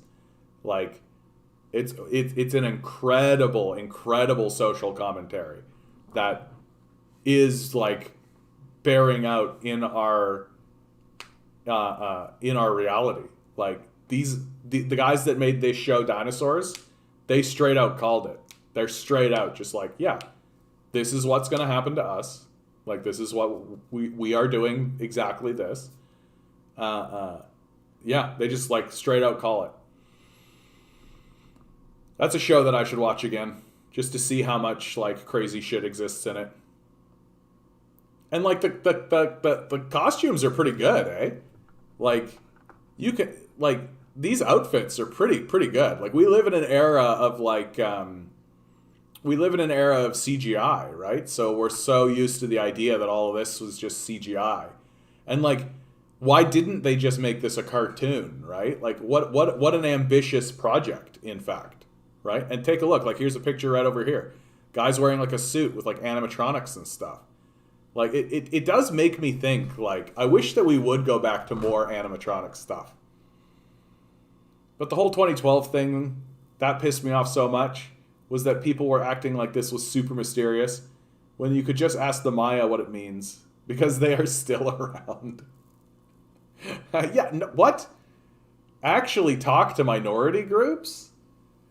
I don't know about that, dude. I don't actually going and talking to minority groups about their own culture. That doesn't sound like white people, dude. That doesn't sound like white people. No. It's all like hooboo jubu, right? It's all like waving rattles and stuff like this. We don't need to actually go and ask the people whose culture it is what they mean by their culture, right? Needs to be sacred and mysterious. Like the crying First Nations guy, right? Who like sees a landfill and then turns around and has the single tear, right? And we're all like, oh, so sacred. Should we give him clean drinking water? No, of course not. They just stopped living in cities because they went through a localized climate change 1,000 years ago. Yeah. Well, and not to mention the Spanish invasion. The Spaniards fucked up South America pretty hard. Like, pretty hard. Like, they make what we did in North America look like baby's first genocide. Like, the genocide that was perpetuated against the South Americans by the Spaniards was fucking intense. Like, fucking intense. Like a complete eradication of several large civilizations. Like the Aztecs, the Incans, they just literally ceased to exist. Yeah, smallpox blankets for Christmas. Yay. Yeah. I've heard apologists say something along the lines of like, oh, we didn't know. Like, we didn't know. Like, how could we know, right? Of course we did. We knew. It was biological warfare. We were very aware of what we were doing. Like, white people are so fucked up, eh? Like, why are we so fucked up? You know? That's a question that I'd really love to know more about. I'd really love to know more about, like, why are we so fucked up as a species? Like, why are we so fucked up? It's just like, we could literally just not have done that. You know? We literally just could have not done that and just been like, okay, we're here in North America. There's the First Nations people, right? Let's just live and interact and everything will be fine, right? No smallpox blankets. Called Ancient Americas. There's a new YouTube channel called Ancient Americas. It's a bit academic, but a lot of good pre-Columbian history. Awesome, dude. Yeah, I love learning about that kind of stuff. I love learning about, like, this is a thing that kills me, dude. Like, when did it become bad to learn something and actually like other people's cultures, right? Like, I get talking to about China to people, and they give me those, like, oh, you should move there. Oh, well, yeah, if you like it so much. It's just like, I don't know, dude. Like, what's wrong with this? What's wrong with looking at another culture and looking at another civilization and being like, wow, look how fucking cool that is, right? And China is cool. Like, it's super cool, dude. Like, they've got like just like the Great Wall alone, right? Anyway, all right, guys, we did it. We've hit the 9 p.m. What a pleasure! What a treat this one was. A lot of robust and interesting conversation. A very robust and interesting chat this time, guys. Thanks so much for being here, guys. What a beautiful experience this is every single time. What a beautiful experience this is. Always remember, you guys. Always remember. You are divine creatures living in divine energy. Don't let these capitalists convince you otherwise. They're fucking gaslighting you. Good luck. We're going to need it.